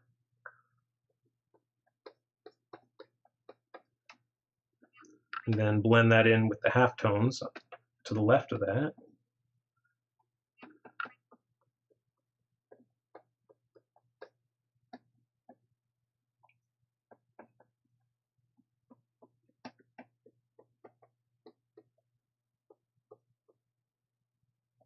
Okay, let's zoom out a little bit and see if that effect is reading. All right. And it might be a little heavy-handed, makes them look a little shiny. I mean, I think if I zoom back even further, it'd probably be less obvious. Yeah, it's not really bothering me, but it is a little bit exaggerated of an effect. Where it really does exist, though, in the photo is on his forehead. So let's get some of that reflected light in his forehead.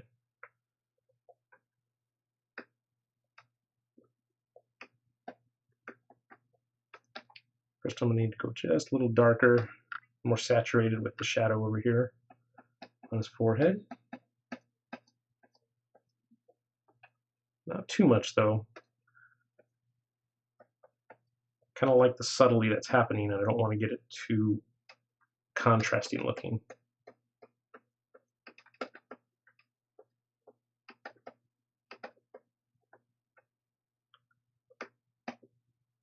I switch back to a brush that doesn't have any texture applied to it, and you kind of see the difference. It looks sort of milky and creamy next to the more textured brushes. And I don't like that effect actually. So let's switch back to a linen brush.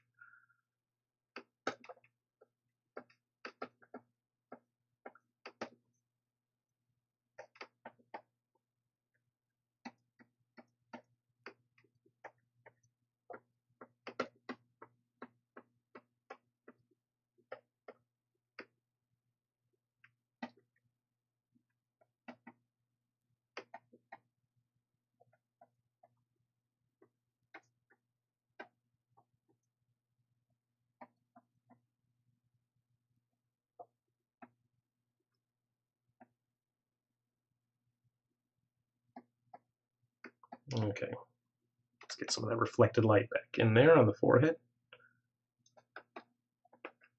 Again, it's just a little cooler, a little lighter.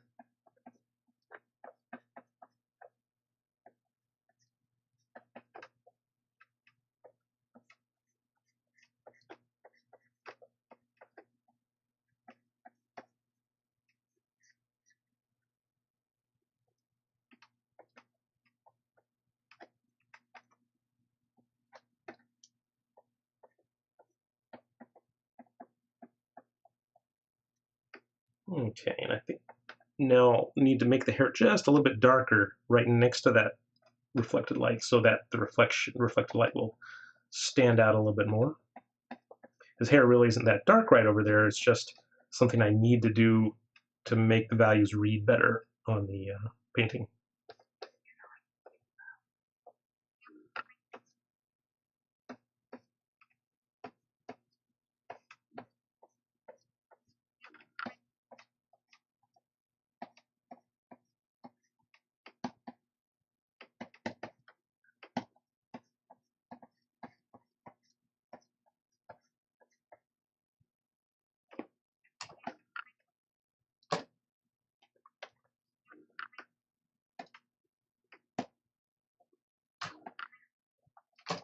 All right, it's coming together. There's still a lot unfinished, of course. Let me move over. Let's finish up this forehead. I think I can finally put the final highlights on there. The halftones feel pretty convincing. So I think I'll just grab the highlight color from the cheek here and then make it just a little bit brighter, a little more yellow. Because the highlights on top of the head are closer to the light source, so they're going to be a little more bright than what's on the lower part of the face. And I've got the linen texture brush here because that should be pretty nice.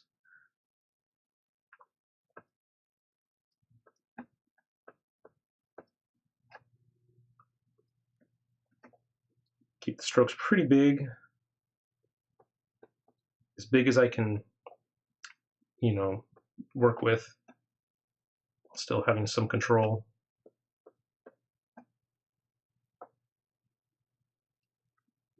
Then bring the highlights down into these forehead creases. Each little crease picks up the highlights just a bit.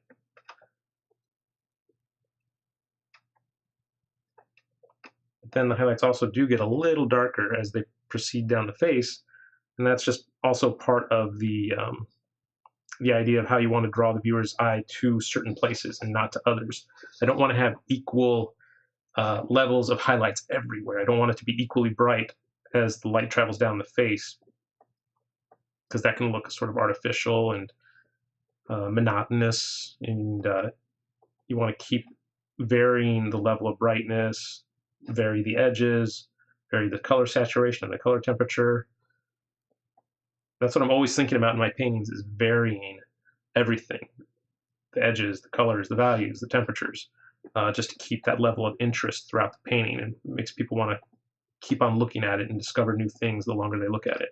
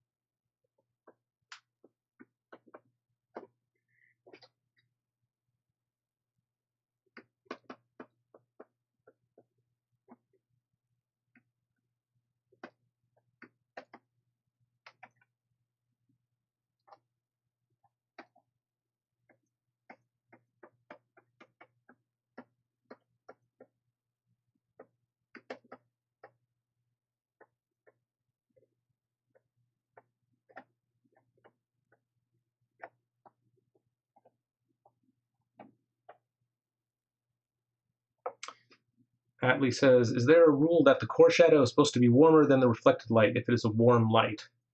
It depends on the local color of whatever it is you're shading. So on a human face, most, well, I mean, I don't want to say broadly because there's so many different skin tones, but most faces that I paint, yes, the core shadow will generally skew a little warmer. But again, that's more of a personal preference than anything else. You can definitely make the core shadows more neutral, less chromatic. Color sensibility is the most malleable thing in a painting and the easiest thing to change and personalize. You can make the colors pretty much whatever you want, as long as the values are apt, appropriate for the situation, the light and the dark. You can get away with a lot with color and kind of make things to your own personal preference, and that will be like part of your own personal style. And what draws people to your work is you'll attract other people with similar color sensibilities. Just like I follow certain artists whose work matches my color sensibilities, and I try to emulate, how they solve problems with color and value.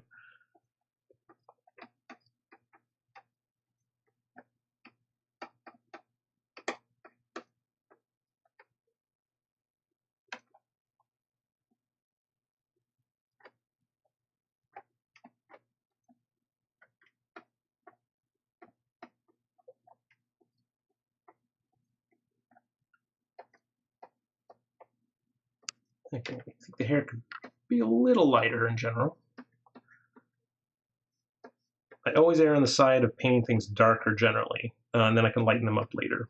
That's a habit I got into from oil painting. Because in oil painting, if you go too light too soon, if you have too much white in a mixture, for one, white takes a real long time to dry mostly, but it contaminates everything else you try to mix into it later. Whereas if you got a dark, warm, intense color on a situation or on a place, you can more easily lighten that up and make it more chalky and whiter if you want. But if you make it too light from the beginning, from the get-go, you're going to have a lot of trouble darkening it later. And most people, I think, when they struggle with painting, one of the things most people struggle with is painting things too light value. Like they see human face and they don't want to paint it too dark because they're afraid they're going to mess it up. But human skin is a lot darker than what you think it is. So always err on the side, I think, of painting too dark too soon, and then it's a lot easier to lighten up later. With digital, you don't need to worry about that so much, but it's a good habit to get into because I think the concept translates well to digital, even if the materials don't present the same kind of drawbacks as oils.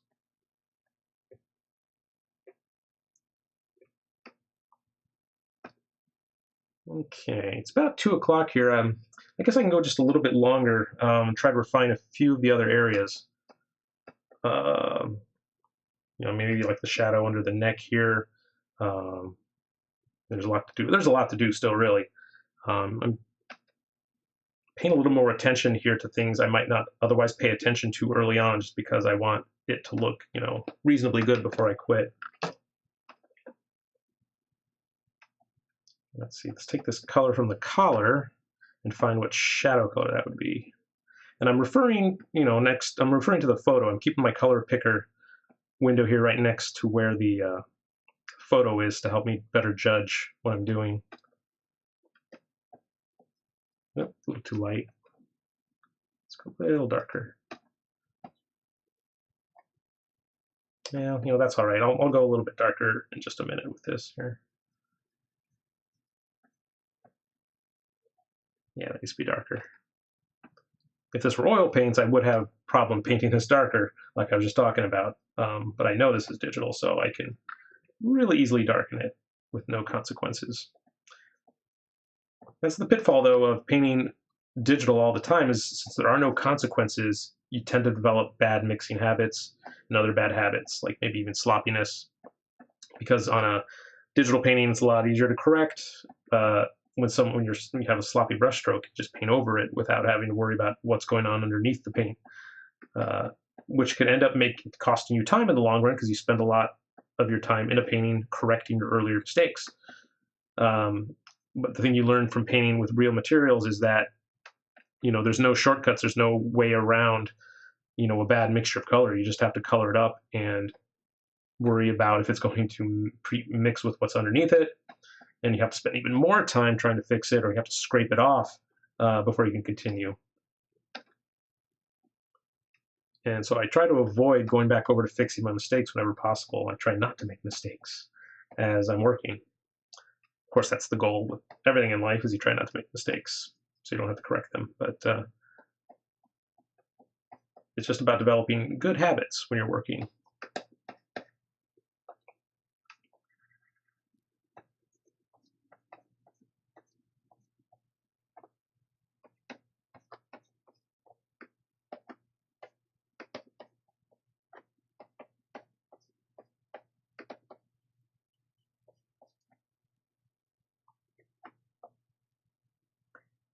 Let's see. Pocket Broken says, how do you grasp sense of value? I find it difficult to understand. That's probably the number one problem that most people face most of their careers in art, is what value, is how to see and recreate value. And it's just one of those things you have to get a practiced eye. There's one of those things where you just have to learn to do it on the fly. And there's some exercises you can do to help you see and understand value better, like making a color wheel.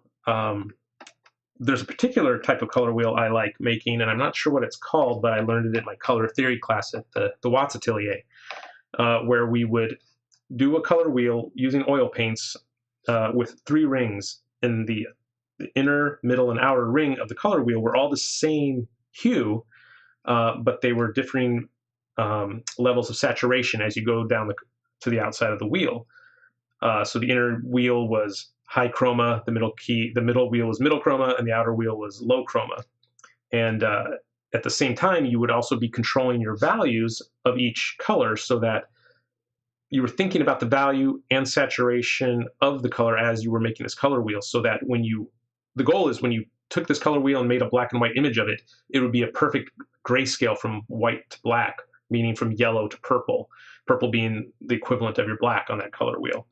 And that one exercise of making that color wheel, it took me, well, I wouldn't say it took me a long time to do it, but I really focused on those lessons from that color wheel to help me figure out how to control all 3 properties of color as I'm working. And I would use my observation from life of the model or the subject I was looking at to help inform my color wheel decisions. Of course, you just, in a certain sense, you just got to put a color down and see what happens. And if it's wrong, just wipe it out and start again. And then you kind of learn. You put down a color and then say, oh, that's not right. Let me make that a little lighter or a little more saturated. And that's still to this day what I do. I mean, even in this painting, I'll be doing a color, and maybe I'll just put one stroke down and I don't like it, and I'll move it a little bit on the color picker to be a little lighter or a little darker based on my own personal sensibilities and how I perceive color. So there's no real shortcut, but doing that color wheel, I don't know if it's called the Munsell color wheel. Could be wrong. But I learned that particular color wheel from Ron Lemon, who used to teach at the Atelier. And he taught me a lot about seeing color as value and seeing color as chroma. Whereas most people just, you won't consciously think of those things, I believe. But it wasn't until that class that I really started to figure out, oh, these are 3 separate properties of color that I need to take into account for every single brush stroke that I do. I need to consciously decide what hue, how much saturation, and how much chroma is going to be in this paint stroke. And the level of chroma in your paint stroke, the intensity of the color, is usually tied more to the overall color harmony that's happening in the painting already. So if you sit down and start to do a low chroma painting, most of your strokes, almost all of them, have to be low chroma, otherwise you're going to break the color harmony. And they have to be, the color temperatures have to make sense within the world of the painting. So you have to figure out, if your lighting source is cool or warm, and so everything in the lights is generally going to be cool or warm, and everything in the shadows is going to be its opposite. So if you have a cool light, you're going to have warmer shadows by comparison, and vice versa. It's a long answer. It's a big subject, and you can go on and on with color theory ideas, but I don't think it's totally necessary. I think as long as you just are a good observer and you understand how to control the pigments you're using, meaning controlling the 3 values, the 3 properties of color, you'll be good. And don't be afraid to change it on the fly as you go if you realize, hey, that color's not right. I need to modify that. That's what you got to do, is just stay on your toes and don't ever take what you're doing for granted. Just constantly ask yourself, how is this coming? How is this color reading, in relation to the whole painting? Does it look harmonious? Does it look out of place? Does it look alien? I can see a little bit of reflected light underneath the chin here.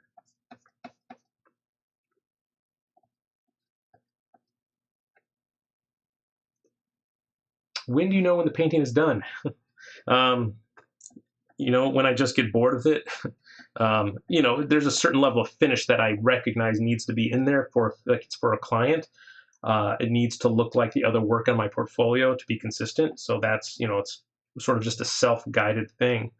If you're a painter who happens to paint a lot of brushy strokes, a lot of lost edges, and rough quality to your work, you can stop a little bit earlier than someone who does a bit more rendering. So yeah, just a totally, totally personal decision, and no one right answer. Um, some people say that's a sort of a cliche to say, oh, you should stop, as soon as most people overwork their paintings. That's not totally true. I think a lot of people need to spend a lot more time on their paintings than they do. I think a lot of people stop too early. Just my personal opinion. I see something online where, if it's a sketch or a study, that's fine. I'm not, it's not like a real critique to say, oh, you need to finish that.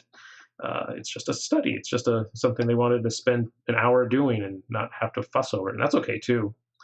Um, you just got to figure out what audience you're searching for and what kind of look you want to have in your final work, what you want your work to say about you.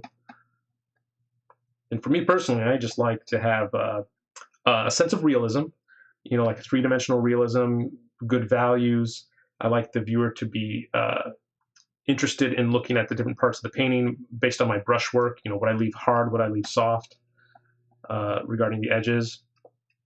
And a lot of times I'll just zoom out and say, oh yeah, that actually reads now from a distance. That's a lot better than if I'm up this close the entire time, it looks totally unfinished, which is why I like to stay back as far as possible for the area that I'm working on, so I don't get too bogged down in details.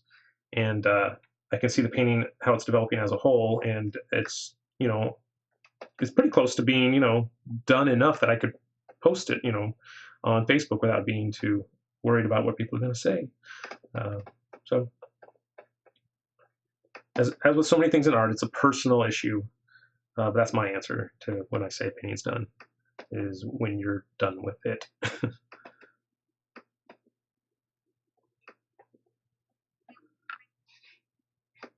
But I am, going to be done here pretty soon because I don't want to take up too much of you guys' time. Maybe just another 10 or 15 minutes, I think, here. So if you have any questions, be sure to post them before I quit.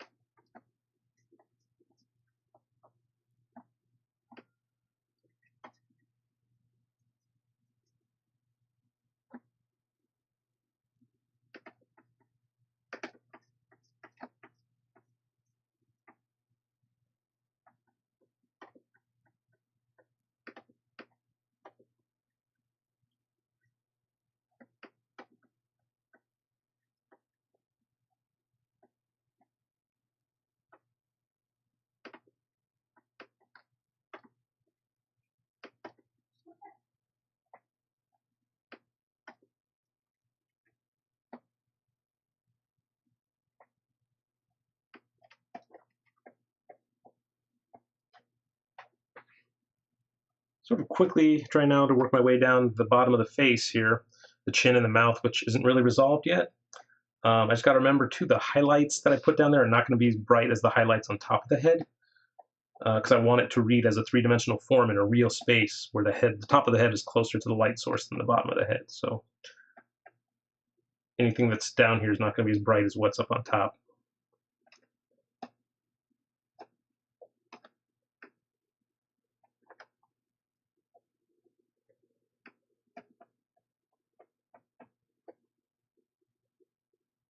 can we see more of this type of art in real time or time lapse in the future? It'd be neat to see what else you work on, given the clients are okay with that.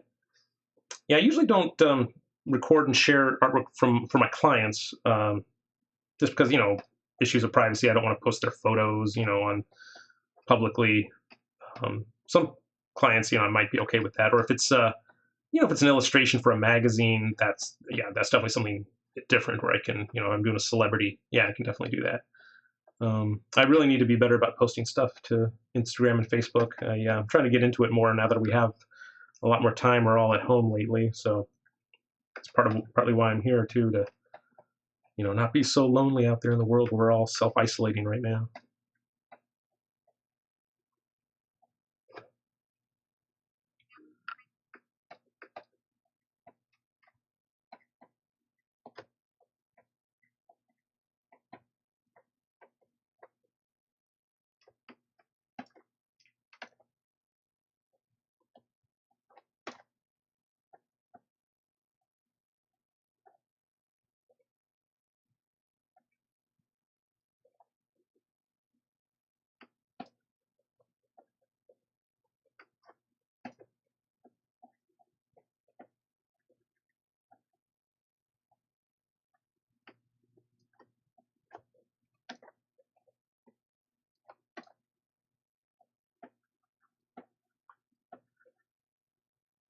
Putting just a little bit of red in these lips on the dark side, the bottom plane, so they don't read as pure black.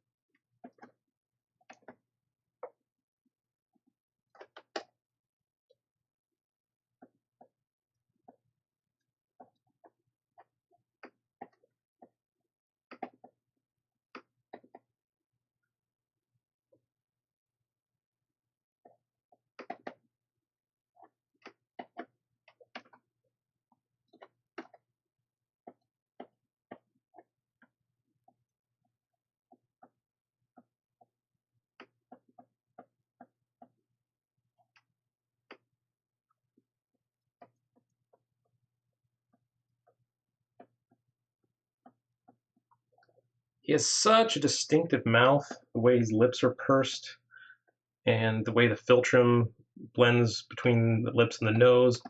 I think, I'm pretty close, but I'm not totally satisfied with those lips just yet. The dimensional quality, how the forms sort of sink in at the corners of the mouth. I need a little bit more value there, I think, to show the the lips being sort of sucked in at the corners. Like certain people, you can get away with glossing over some of the peculiarities of their likenesses and their features. But other people, you really have to pay attention to certain qualities of their features. And for Bill Murray here, he's definitely one of those people where the features are just super crucial to get just right. From the way the cheekbone intersects with the cheek fat pad and little scar tissue he has on his face, uh, down to his lips, especially in his chin, the way his lower lip sort of just a really thin lower lip.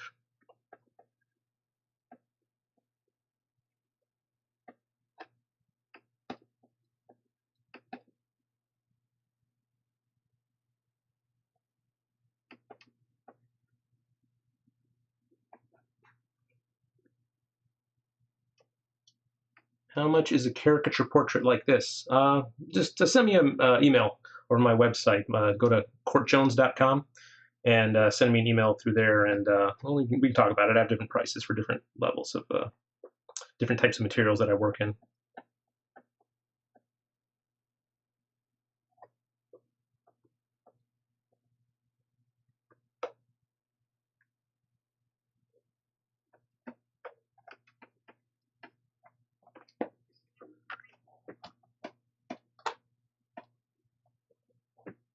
All right. Oh, didn't mean to zoom in on that. I would say it's like 60, 70% done. But it's done enough that it feels okay from a distance, but I might want to refine certain areas, maybe soften some of the modeling. Maybe it's a little too harsh on the cheekbones here. I want to stand back and judge what's going on before I, call it quits. That's part of my process. And it's best to be viewed from a distance, which you can also simulate just by shrinking it down, looking at it smaller. And if anything really stands out and bothers you, you'll notice it at a distance. Kind of feel like, oh yeah, the forehead doesn't feel as well modeled as maybe I thought it did. It needs a little bit, maybe more darkness on the lower part of the temple over here. The upper right side of the forehead feels okay though, from going from light to dark. Maybe the values on the nose are a little bit on the dark side. I think I can lighten the side plane of the nose just a bit more. So I'll grab that color from the side of the nose and just mix it a little lighter, maybe just a tad warmer, closer to yellow. And just glaze over it real lightly.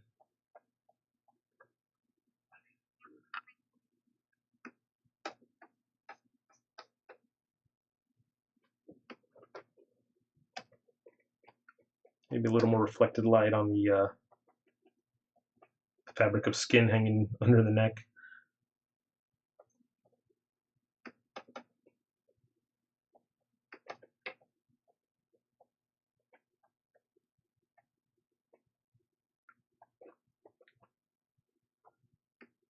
All right, so you know what? Yeah, I think that's just about good enough for now. I definitely want to work on it some more. Um, I'll definitely post it to my Instagram, which is at Court Jones Artist. Be sure to follow me on Instagram or on my Facebook page, which is Court Jones Studio on Facebook. I'm not sure when I'll be able to finish it. Maybe today, maybe by the end of the week.